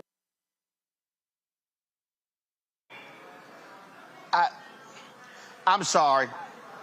Look, I got great respect for Congressman Jim Clyburn, but hell no. Absolutely, positively, hell no. And I'm sick and tired. I'm sick and tired of Democrats playing this, we're going to go high, a sense of normalcy. Let me be clear. When Donald Trump lost, he didn't welcome Vice President Joe Biden to the White House like Biden welcomed him, like Obama welcomed him. He didn't do that. Did Trump come to the inauguration for the peaceful transfer of power? Hell no, he didn't do that. But Democrats are, oh no, you know, we have to, for the good of the country, for what's right, and a sense of normalcy. This is not a normal person. So why are we playing this sense of normalcy game with somebody who flouts? Yesterday, Christian Welker of NBC aired an interview with him, and he still refused to concede the 2020 election. I am sick and tired of Democrats trying to treat this man like he's normal. He's not. And I'm going to tell you, Congo, if I'm Vice President Harris or Biden, the hell with him in the inauguration. I don't need to be there. This man flouts norms. This man doesn't care. And Republicans are right there with him. But everyone else is supposed to treat them with deference, with respect, with dignity of office. When he shows none of that, there is no way in hell that Biden should even remotely consider giving this thug a pardon. And just look at history in terms of the Nixon pardon and where that gets folks, right? Look, Democrats are already struggling with their base right now. People felt like Vice President Harris ran away from the base, ran to, the center, ran to the Liz Cheneys of the world, and didn't pay enough attention to their base. The base does not want to see Donald Trump get pardoned in any way, shape, or form. And so people are already frustrated with the Democratic Party for not fighting for our core values. This is really going to push them over, and they're going to lose a whole generation of Democrats and potential Democrats. We're talking about accountability, and this country has a terrible history of not holding people accountable for their racist actions, whether we're going back to the Civil War and what happened with the people, who are part of the Confederacy, whether we're talking about slave owners getting reparations, whether we're talking about this right now and look, people are really acting like, oh, because Biden pardoned his son, now Trump has a permission structure to pardon the January 6th insurrectionists. He was already going to do that. He's already had a term where he abused the pardon process. So this has really nothing to do with that. And people keep creating this false equivalency with Hunter Biden and Trump. Hunter Biden, who took responsibility for what he did. Trump will still want to acknowledge the election right now. So Biden, if you love this country, how about loving the rule of law? How about holding people accountable? Because people are treating him like that 17-year-old kid in college who's just making these dumb mistakes and just needs another chance because people just don't want him to ruin his life. The man tried to overthrow the country. He's an insurrectionist. Stole documents, all of that, and no one's supposed to have any consequences for that. I have so much respect for Representative Clyburn for him to suggest that. And people actually think also this is going to be like Trump's going to be like, oh my gosh, kumbaya, then I better not do that. Right. Got another thing coming. Noah? Ooh, everything that Amakongo said, yes, yes, and yes. And I also have a profound, profound respect for Representative Clyburn. He's done so much for this country and so much for his constituency. But when I heard this last night, I had to double check because I thought I was losing my mind. I thought I misheard. And the thing about this, Representative Clyburn's statement that keeps rolling around in my mind is the last part when he says that he's already been convicted and he has immunity, but somehow he's insulated. I guess the argument that he's making is he already has the tools to do what he wants to do, so why not pardon him? Which is a very interesting line of argumentation. It's a very interesting line of logic to follow. If that is what he was getting at, my point is I was very confused. I was trying to follow his logic, trying to set the emotion aside and actually follow the logic, but it's a little bit confusing. And, as a professor on a college campus, I can tell you that young folks are already feeling disconnected, disaffected, already feel like that voting does not matter, that it's all a joke, and that there is absolutely no accountability. To Amakongo's point, and I have been talking about this all day on Blue Sky and Threads, literally a generation of Black Dems will disappear. Young folks will vote. If you think the voting turnout was low this time, wait until 4 years from now, because people will no longer believe anything that Democrats have to say, and they definitely will not believe in institutions. So, it's a lot at stake here. It's very confusing as to why he would make that argument. And in my personal opinion, he hasn't made it sufficiently, other than, let's just move on as a country. But no, Harry Dunn wrote yesterday that the incoming president wants to pardon the people who tried to kill me. He wrote a Substack about that just yesterday. No, people cannot move on, especially after we saw how South Korea handled their little insurrectionists in 2.5 seconds. No, people are not willing to move on. People are still waiting for accountability. People are still waiting to want to believe in a Democratic Party again. And people are wanting to still believe in institutions. But if we just go ahead and move on, if we just let the bully win yet again, good luck. Good luck in 2 years and in 4 years. I just do not think it is a strategy that that folks want to. It's not a strategy that will work. It will backfire. Right, and the thing here, Cameron, again,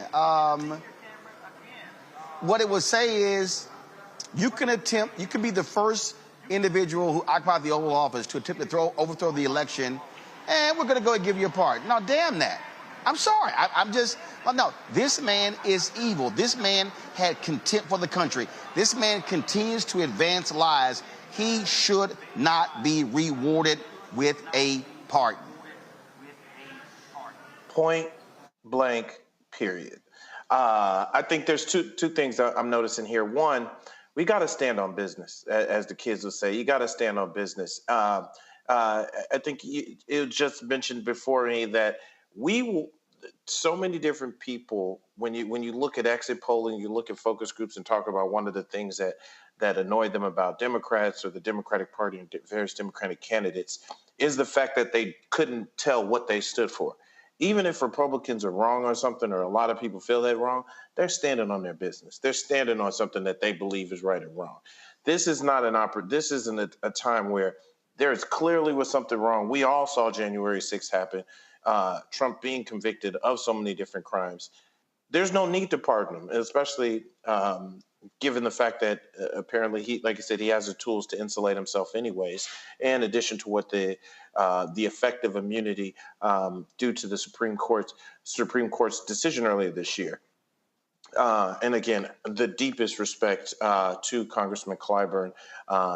He has given such wise counsel to so many, including President Biden. This is one of those times where I hope the president does go into a different direction. And then the other thing I think we got to realize is that this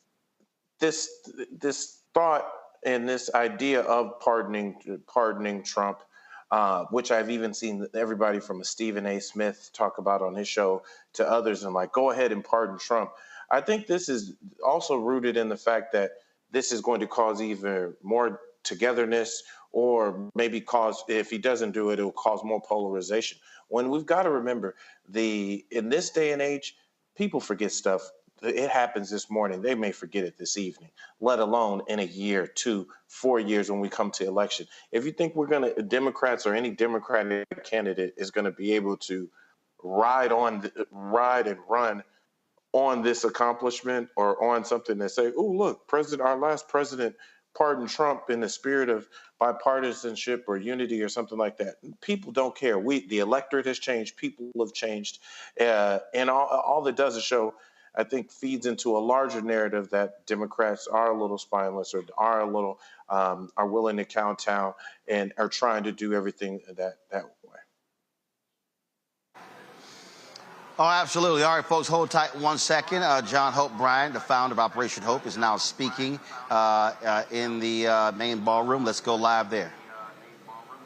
Final Christmas party of the Trump administration. And after a couple hours, I finally got the guts to go up to the president and ask him, what does the J in Donald J. Trump stand for? You know what he told me? Genius.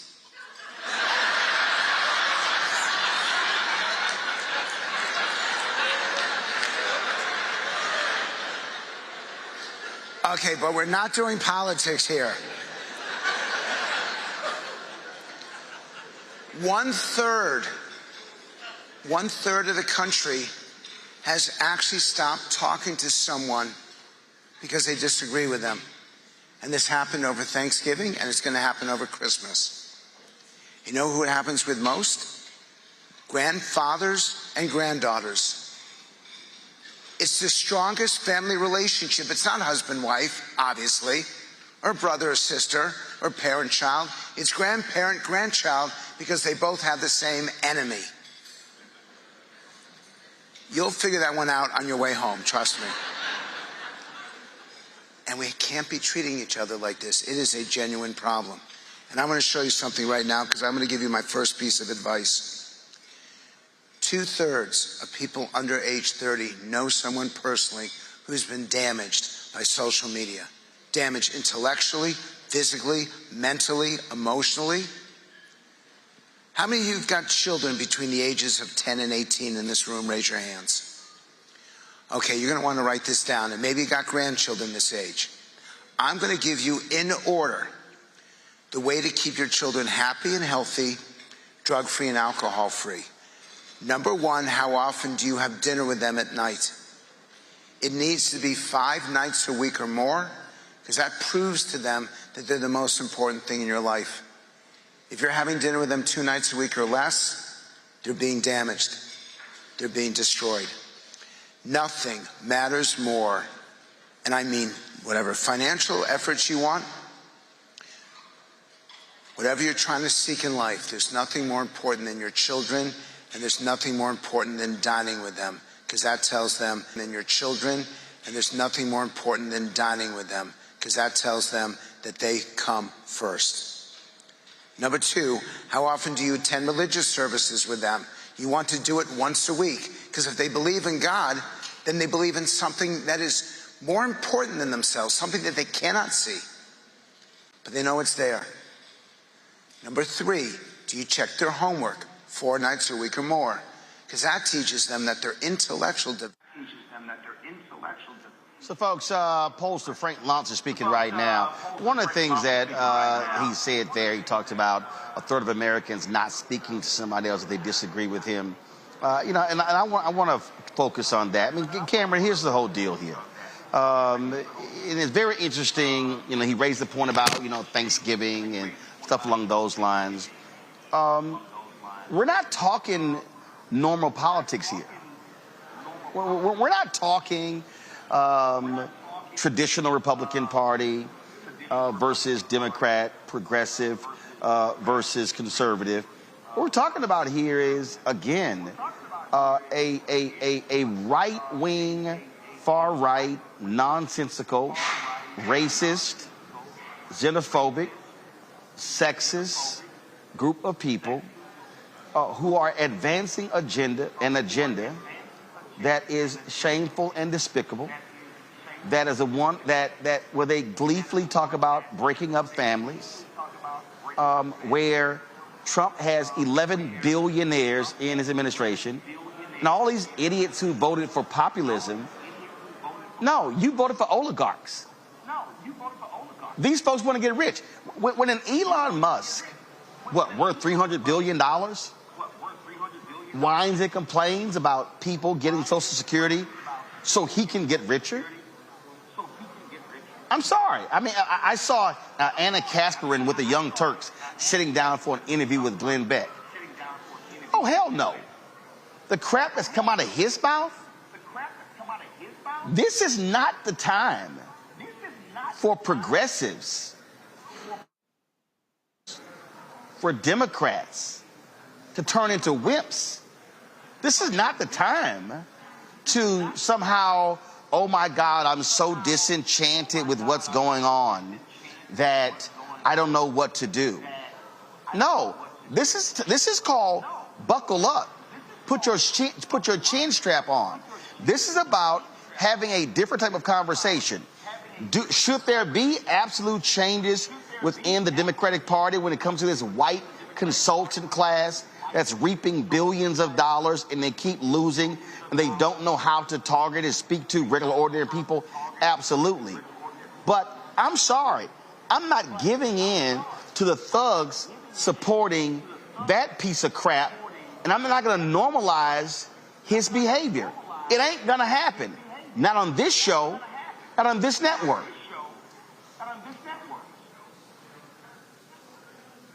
Yeah, Roland, we've got a deep history of working in over the years, and having worked in and for the Democratic Party for 15 years in various capacities.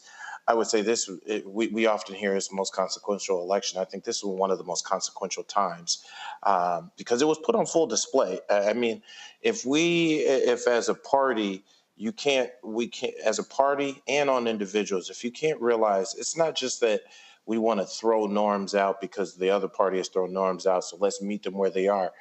People have changed. Society has changed. People's demands and what people are looking for has changed. And and quite frankly, I think people can handle somebody who speaks a little more direct. People can handle somebody who's willing to challenge the bully, who's not willing to just acquiesce because they want something. They want the niceties of how things used to be. And then this is a chance. I think also you mentioned something about like the white consultant class and so many different folks who we're literally in a place where the way we used to do things clearly does not work and is not working. And we are up against people who have way more financial resources, I would say. I mean, Elon Musk alone, the fact of what he could fund with the money he finds, the money he may fluctuate up and down the stock market in just a week, could probably dwarf what some of Democrats as a party could raise in a year. And his showingness and willingness to be able to use his money and influence and his power on X and through his various companies to be a microphone for what, as you mentioned, what's going to make him rich? What's going to make him actually financially rich him and his companies. It does make me nervous as we go into this. Next cycle.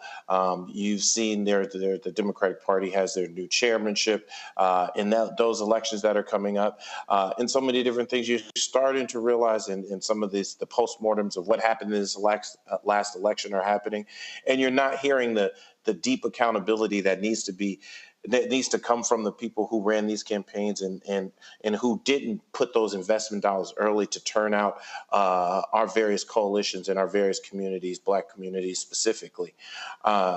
It makes me nervous that we're not going to have those same kind of fighters. But as you mentioned, this is not a time to sit back, acquiesce. This is not a time to just let stuff happen, because if we do not even put up the fight in front and willing to, I wouldn't even just say meet them where they at, but we might need to go a little bit lower, because at this time, like it matters, like playing it the nice way and trying to just go back to those traditional norms are going to continue to get our butt kicked in elections. And then if you don't win, you don't govern, and then you really don't protect people. Nola, we literally saw Elon Musk fund a super PAC that was running one type of ad to Jewish voters and another type of ad that would say the direct opposite to Muslim voters. It was a lie in terms of what they were saying.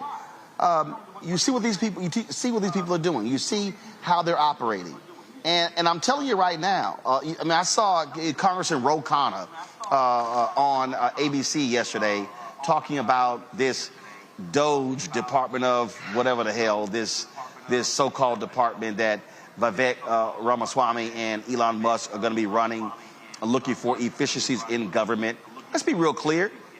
If you want to start with efficiencies in the government, why are we spending billions of dollars going to Mars? That's funding Elon Musk.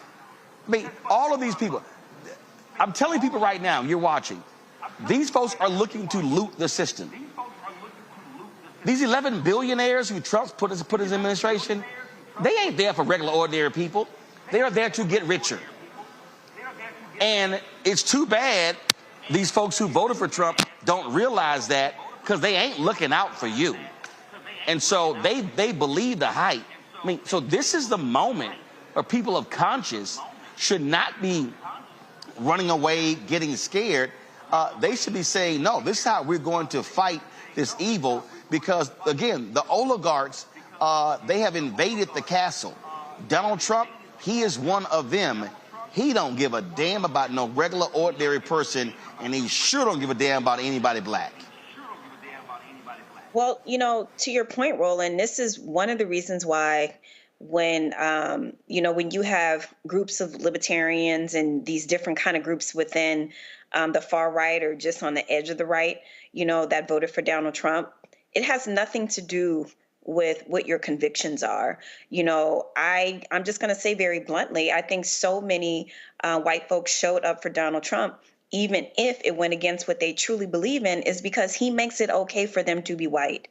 He makes it okay. He has restored the status quo in a way to where he put us Black folks back on our heels and to say, know your place.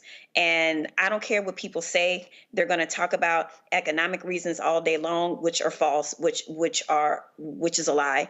And they're going to talk about all these different reasons, anti-wokeness, anti-this, anti-that. The only anti-thing that people voted for was anti-Blackness, anti-trans, anti-LGBTQIA. They voted to preserve something that does not include what this panel looks like tonight. So let's just put that out there first and foremost, right?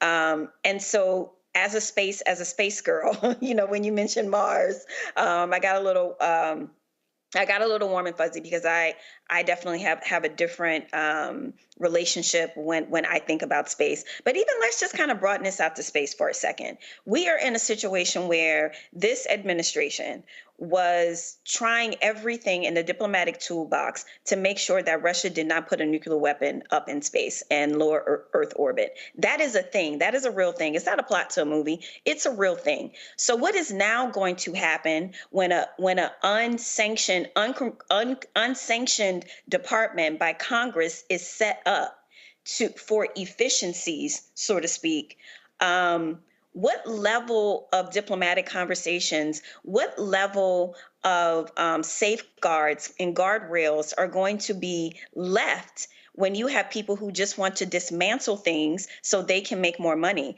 I mean, the threat in space is real, and it matters for everybody's lives every day, because if something happens in space, guess what? Your GPS gonna stop working just like that.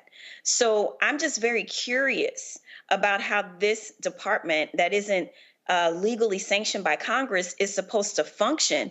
What is that going to look like? How are they going to be given powers to tell federal employees that they can no longer work at their jobs? Like, there are just too many questions, especially about that department in and of itself. And of all the scary things that we are hearing, that's the one thing that really kind of scares me the most. And I'm not gonna lie, Roland, like, we need to really like drill down on this and figure out what it is they are actually up to. Well, it's clear what they're up to. I'm telling you right now, if you want to make any comparison, all you have to do is look at when Putin took over and the oligarchs got their way in Russia. Same thing is happening here. When you look at the expansion, of the wealth of the top 4 people in this country compared to the bottom, that's what's going on here. These people oppose anything that helps regular, ordinary people. These folks are there to get richer. That's what their job is to get richer. And they ain't gonna fight for anybody who's regular, ordinary. I mean, look, guys, if y'all haven't, look at the idiot who Donald Trump has picked to head the Civil Rights Division of the Department of Justice. Okay, this is the statement that he put out there. Y'all should have it there in the control room. Tell me if y'all have it. And again, this individual here, this is what the statement that went out. I mean, listen, this person is an election denier. This person is an election denier. So I need everybody who is watching to pay attention. The Department of Justice, they are not going to be doing anything when it comes to voter suppression cases. Because Harmet Dillon, this woman right here, look at this. She stood up consistently to protect our cherished civil liberties, including taking on big tech for censoring our free speech, representing Christians who were prevented from praying together during COVID, and suing corporations who use woke policies to discriminate against their workers. Y'all, that's what they're going to be doing. And so I'm just trying to explain to everybody, you're not going to have an aggressive Department of Justice Civil Rights Division focusing on civil rights. They're going to be focusing on religious issues for the far right. They're going to be opposing efforts when it comes to voter expansion. They're going to be supporting election deniers. Prepare yourself for what is coming. And what I am saying here, Amakonga, what is needed, you've got to have people who are staying in this fight, who are willing to stand up and understand what's happening. You know, I saw Mark Elias, he tweet, oh, mainstream media is ignoring what the Republicans are doing in North Carolina. Well, guess what? We're not on this show. We're not ignoring that. And so, and listen, you got a bunch of other progressive shows out there. They've thrown in the hat. There's, I mean, Yank Uger is excited because Elon Musk is taking his suggestions about DOGE. Man, I don't give a damn about that. Elon Musk doesn't care about any of us. You already see that with how they want to attack Medicare. You saw Donald Trump lying on NBC, and Kristen Welker led him by saying, oh, how he saved the Affordable Care Act. No, he didn't. He tried to kill it. That's all these folks do is lie. And I'm telling you right now, okay, if folks want to sit here and just allow these things to happen, all right, we'll see what happens. And you know what? A lot of these loudmouth black folks, okay, yeah, oh yeah, your B1, your FBA, your ADOS people. Yes, let's see what y'all gonna say now. Because see, it's amazing. All these folk has so much smoke for Vice President Kamala Harris, and they so quiet. They real quiet. And a whole bunch of other these loud mouths with YouTube channels who's always talking about what I'm talking about. It's amazing how quiet they are. But y'all so-called fight on behalf of black people. foundational black Americans. But y'all ain't saying nothing about what these folks are putting in place. Yeah, we see y'all. We see what y'all doing. I'm gonna go ahead. This is real talk, man. You know, Tim Snyder writes in his book on tyranny about acquiescence in advance to dictators, and a lot of these networks are doing that. And, you know, you talk about some of these groups that are talking about reparations and the like. I can add a lot of groups who are pro-Gaza, pro-Palestinian rights, as we all want to free Palestine. But I've noticed there's no smoke, you know, being directed towards the Trump administration in the same way they did with Biden and Harris as well. So, again, we're seeing so many people give up and acquiesce. These networks that Meet the Press interview was terrible in terms of just allowing Trump to lie because all of these guys want access. And I'm going to go back to the first point that you mentioned, Roland, about like not caving in to people who say, oh, you got to work with these people. You got to, you know, acquiesce to them and sit with them. You know, it's the James Baldwin quotation that we've all been seeing. We can disagree and still love each other unless your disagreement is rooted in my oppression and denial of my humanity and right to exist. These people don't want trans people to be alive. They don't want our history as black people to be taught in schools. They don't want LGBTQ people to be able to have relationships. They don't want women to be able to, Fuentes says, your body, my choice. They don't believe in the fundamental right of everyday humans to exist unless it's under their white, male, cisgendered thumb. And we got to fight that in every way, sense, and form. I believe in finding common ground, but people got to want to find common ground with you. And if people want to root it themselves against our existence, then we got to fight it. And for all of those people out there who are going to be silent right now and have all of the smoke for Biden and Harris, and you showed us what you are truly about as well. And so the fact that you on the Black Star Network here is like, we're not trying to interview these guys. We're not trying to be cool with these guys. We're going to be the same people we were before the election. After the election, we're not going to try to switch it up. We need more of that fight in America. We can't have the Clyburns talking about pardoning Trump. We can't have these networks out there trying to get access to Trump and, you know, and kissing the ring. If we do that, then we're doomed. Facts. Well, I just think that what you're seeing, you're seeing a lot of people who are giving up, who are disgruntled, who are upset. I get all of that. But the one thing that I just refuse to do, I just refuse to betray the ancestors. I mean, we're sitting here in Atlanta, and I was thinking about earlier, the civil rights leaders who, you know, I saw Ambassador Andrew Young, who's 92 years old. We lost this year so many critical leaders in the last 2 years.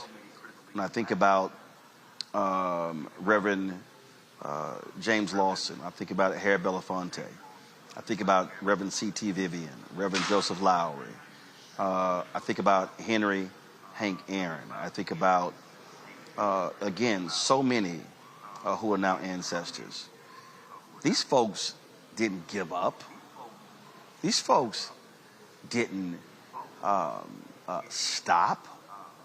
They, I mean, to their last breath, they were fighting.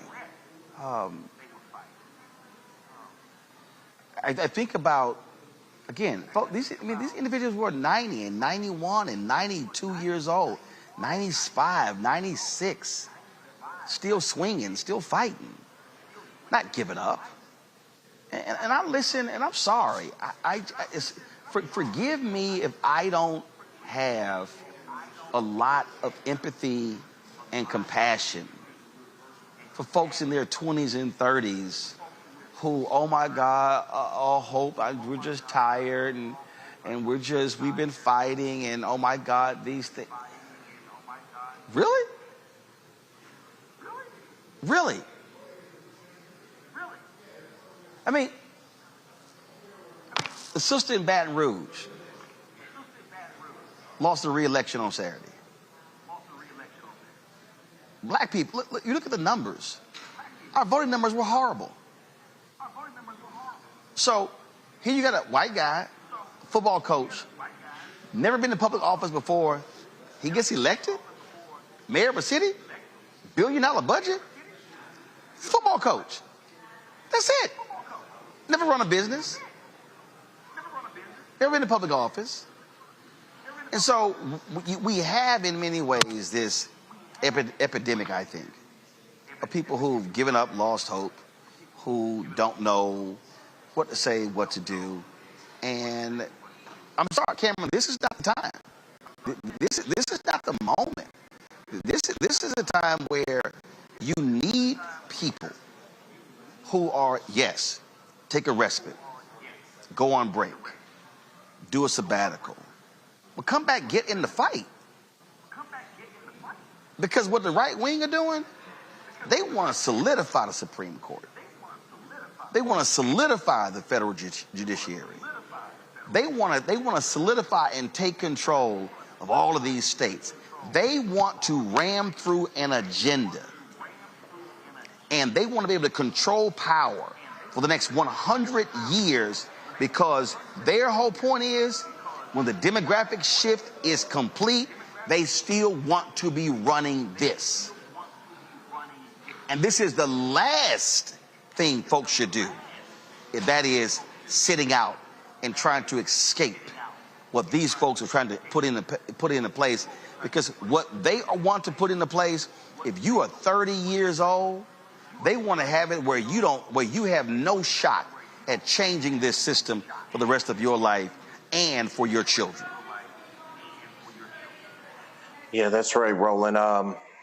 I'll say this as a person who's been fighting and who's been working kind of nonstop for so many years, and knowing so many of my peers and knowing people around the country. I hear you. I do hear them when they say, hey, we've been fighting and this is a lot, and my mental health, and I need to stress. I encourage them to do something right now. We've got maybe 42, 45 days left until the next inauguration, until the next president. Use some of those days, like you said, to take a respite, to take a quick beat. But if you think we can stop now, did Donald Trump ever let up? Donald Trump spent the last 4 years continuously fighting, not backing down from the insurrection, denying the election. And while he's out there blustering, his infrastructure is continuing to be built. And I think you made a real critical point. This is not just at the federal level, just at the presidential and Supreme Court, which we all pay attention to. This goes down to state houses. This goes down to the governor's races, the mayor's races, the state legislature, the state senates, where so many different, as you can see by the Supreme Court kicking back so many different, these different powers back to the states, is where the real next battle will be fought. And as of now, we don't have dogs and water hoses in fear of necessarily getting beat. I mean, hear Donald Trump said he's going to definitely unleash the military on protesters, and we may unfortunately get back to that place. So I think this is a period. I'm kind of hoping a lot of this is online bluster, people just a little bit upset, people a little bit worn out.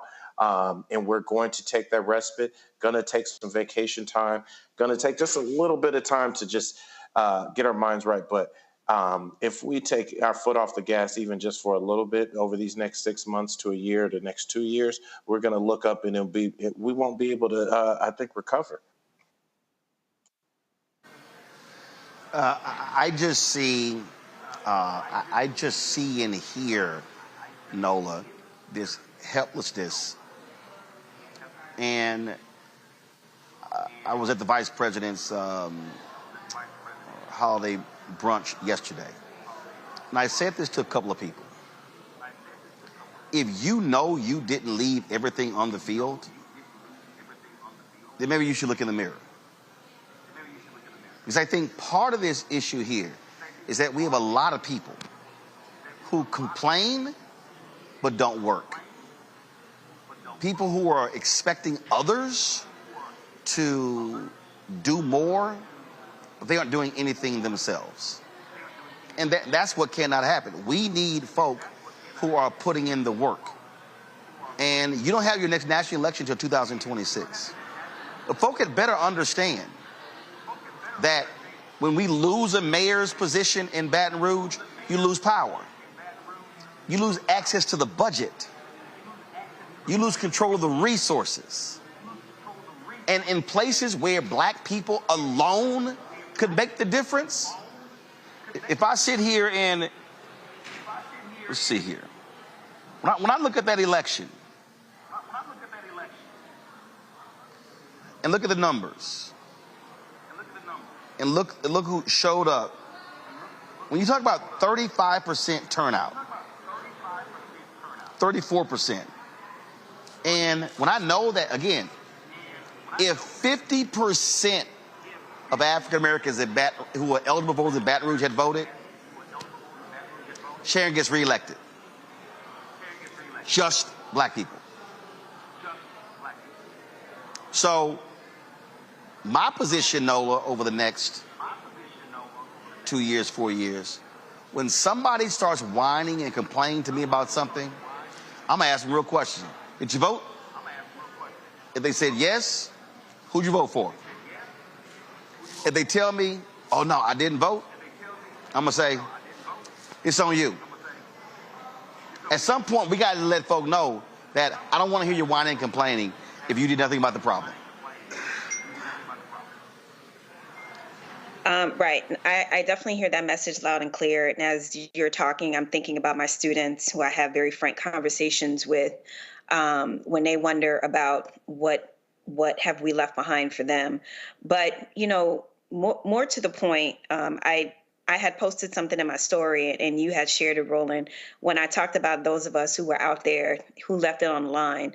And I truly mean this from the bottom of my heart. You were one of the most hardest working people out there on the campaign trail. I mean, you were absolutely everywhere. I mean, to the point where I would joke and say, like, clearly he has a clone, because that's the only way that I can understand how you could have been in so many places with your cameras ready to go, in the black spaces, talking to black people.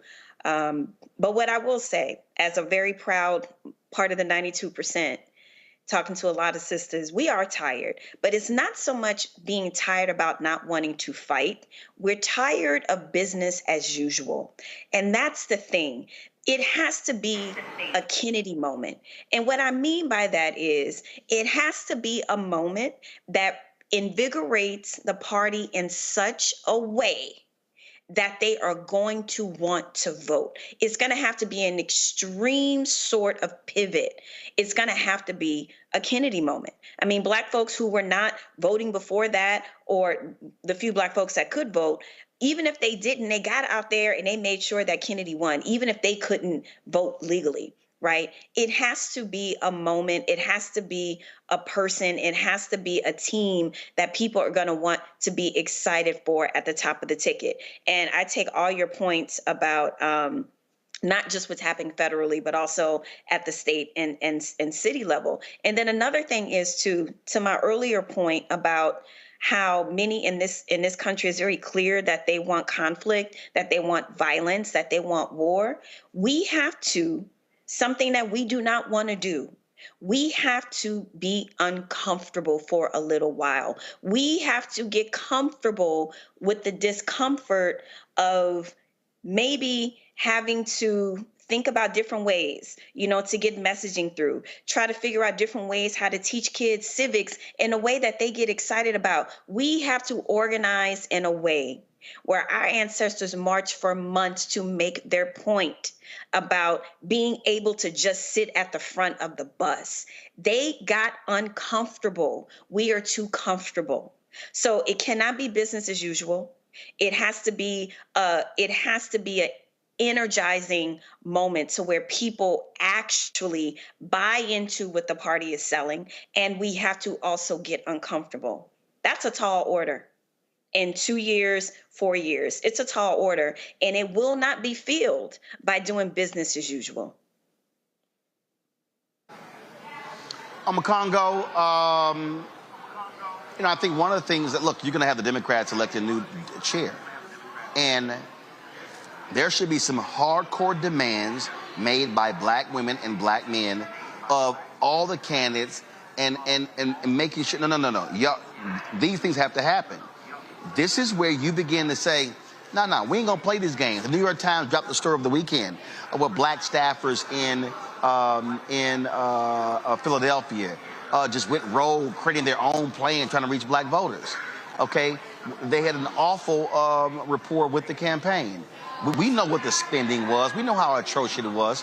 This is where we say, no, hell no.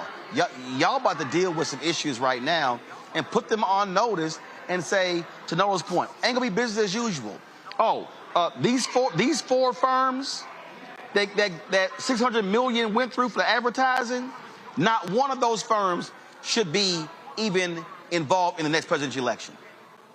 So again, this is where you put folks on notice by saying, yeah, we're not gonna phone call, we're not gonna phone back, we're not gonna do all that damn work if you're gonna keep sending the same millions and billions to these white strategists who refuse to listen and target black people. Ain't gonna happen. Oh, absolutely. You know, today I spoke at the Kunta Kinte Alex Haley Memorial Statue of Celebration 25 years in Annapolis, Maryland. And the First Lady, Don Moore of Maryland, was there speaking. And she reminded us that Wes Moore is the only black governor in the country right now. And so I'm looking at what's happening here in Maryland where I'm living. I'm looking at, what we've produced as relates to, the senator and also Brooks and the like. And we have to take the examples of people like Governor Moore and also Brooks and across the other country, so many other examples that you brought up, Roland, like the one you just said. These guys are making their own plan, and we have to multiply it tenfold. Man, Governor Moore's only 46, right? We have to continue to fight our own plans, continue to build on our own communities. And there are so many examples like that across the country that you know better than anybody else, Roland. And so you have the ability to educate people on our successes and failures, the rise of people like Representative Crockett and the like. We have the ability to mobilize ourselves. And if we don't do it now, like all of you all just said, if we don't do it now, it can be 50, 60 years or more before we can really get back to the type of power we were on the road to getting. My students after the election, similar to Nola, it was like a rocket had hit them or something, the level of anger and frustration, but the sadness that they had. But I told them, look, you can be as sad as you want, but if you come back in the spring and you can't tell me who your state senators are, who your city councilors are, who the dog catcher is, and when these elections are happening and don't know what a school board meetings, you haven't made some conscious decisions about companies you're not going to support anymore because they're pro-Trump. And I was just running down the list of different things you can do. Then I was like, you roll them, don't talk to me, because you continue to be part of the problem. You all are slacktivists. You're not serious in making real change. And until you get out there and actually do something significant in your spaces, especially locally, then it's only going to get worse for you. And that's a charge we have to continue to give our young people and in our black spaces and who are in black political spaces. We need to continue to challenge the Democratic Party, but continue to build on our own and be prepared to do this without them if we have to. Absolutely. And so, folks, we won't be giving in here. We won't be kissing up to the likes of Glenn Beck and the far right. That shit ain't happening. We're going to keep the pressure on, demanding change. And so let me thank Cameron, Nola, and Amakongo as well. Folks, don't forget, we're going to be here today, tomorrow, and Wednesday covering the Global Hope Forums. We're going to be live all day tomorrow as well. You can see the alternate stream that we have going, so be sure to check that out. And so don't forget, support the work that we do by joining our Bring the Funk fan club. You, of course, give us via Cash App by using the QR code from Stripe. There you see it right there. You can also send your check and money order to P.O. Box 57196, Washington, D.C. 2003 7-0196. PayPal, R. Martin Unfiltered. Venmo is RM Unfiltered. Zelle, Roland at RolandSMartin.com. Roland at RolandMartinUnfiltered.com. Be sure to download the Black Star Network app, Apple phone, Android phone, Apple TV, Android TV, Roku, Amazon Fire TV, Xbox One, Samsung Smart TV. Of course, be sure to get a copy of my book, White Fear, How the Browning of America is Making White Folks Lose Their Minds, available at bookstores nationwide. Get the audio version on Audible. You can also, of course, get merchandise for Roland Martin Unfiltered by going to the Black Star Network, RolandMartinUnfiltered.com, BlackStarNetwork.com, or go to RolandMartin.creator-spring.com. And to get our new shirt, Don't Blame Me, I Voted for the Black Woman, or FAFO 2025, get that as well. And, of course, folks, be sure to support the investment into Fanbase. You can go to StartEngine.com/Fanbase, StartEngine.com/Fanbase.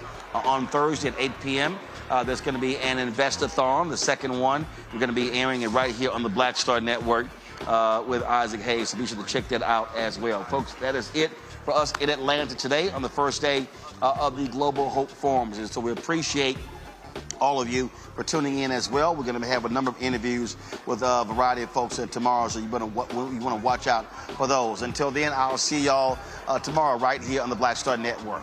Holla! Black Star Network is here. Oh, no punch! I'm real revolutionary right now. Thank you for being the voice of Black America. All momentum we have now, we have to keep this going. The video looks phenomenal. See, there's a difference between Black Star Network and black-owned media and something like CNN. You can't be black-owned media and be scared. It's time to be smart. Bring your eyeballs home. You dig?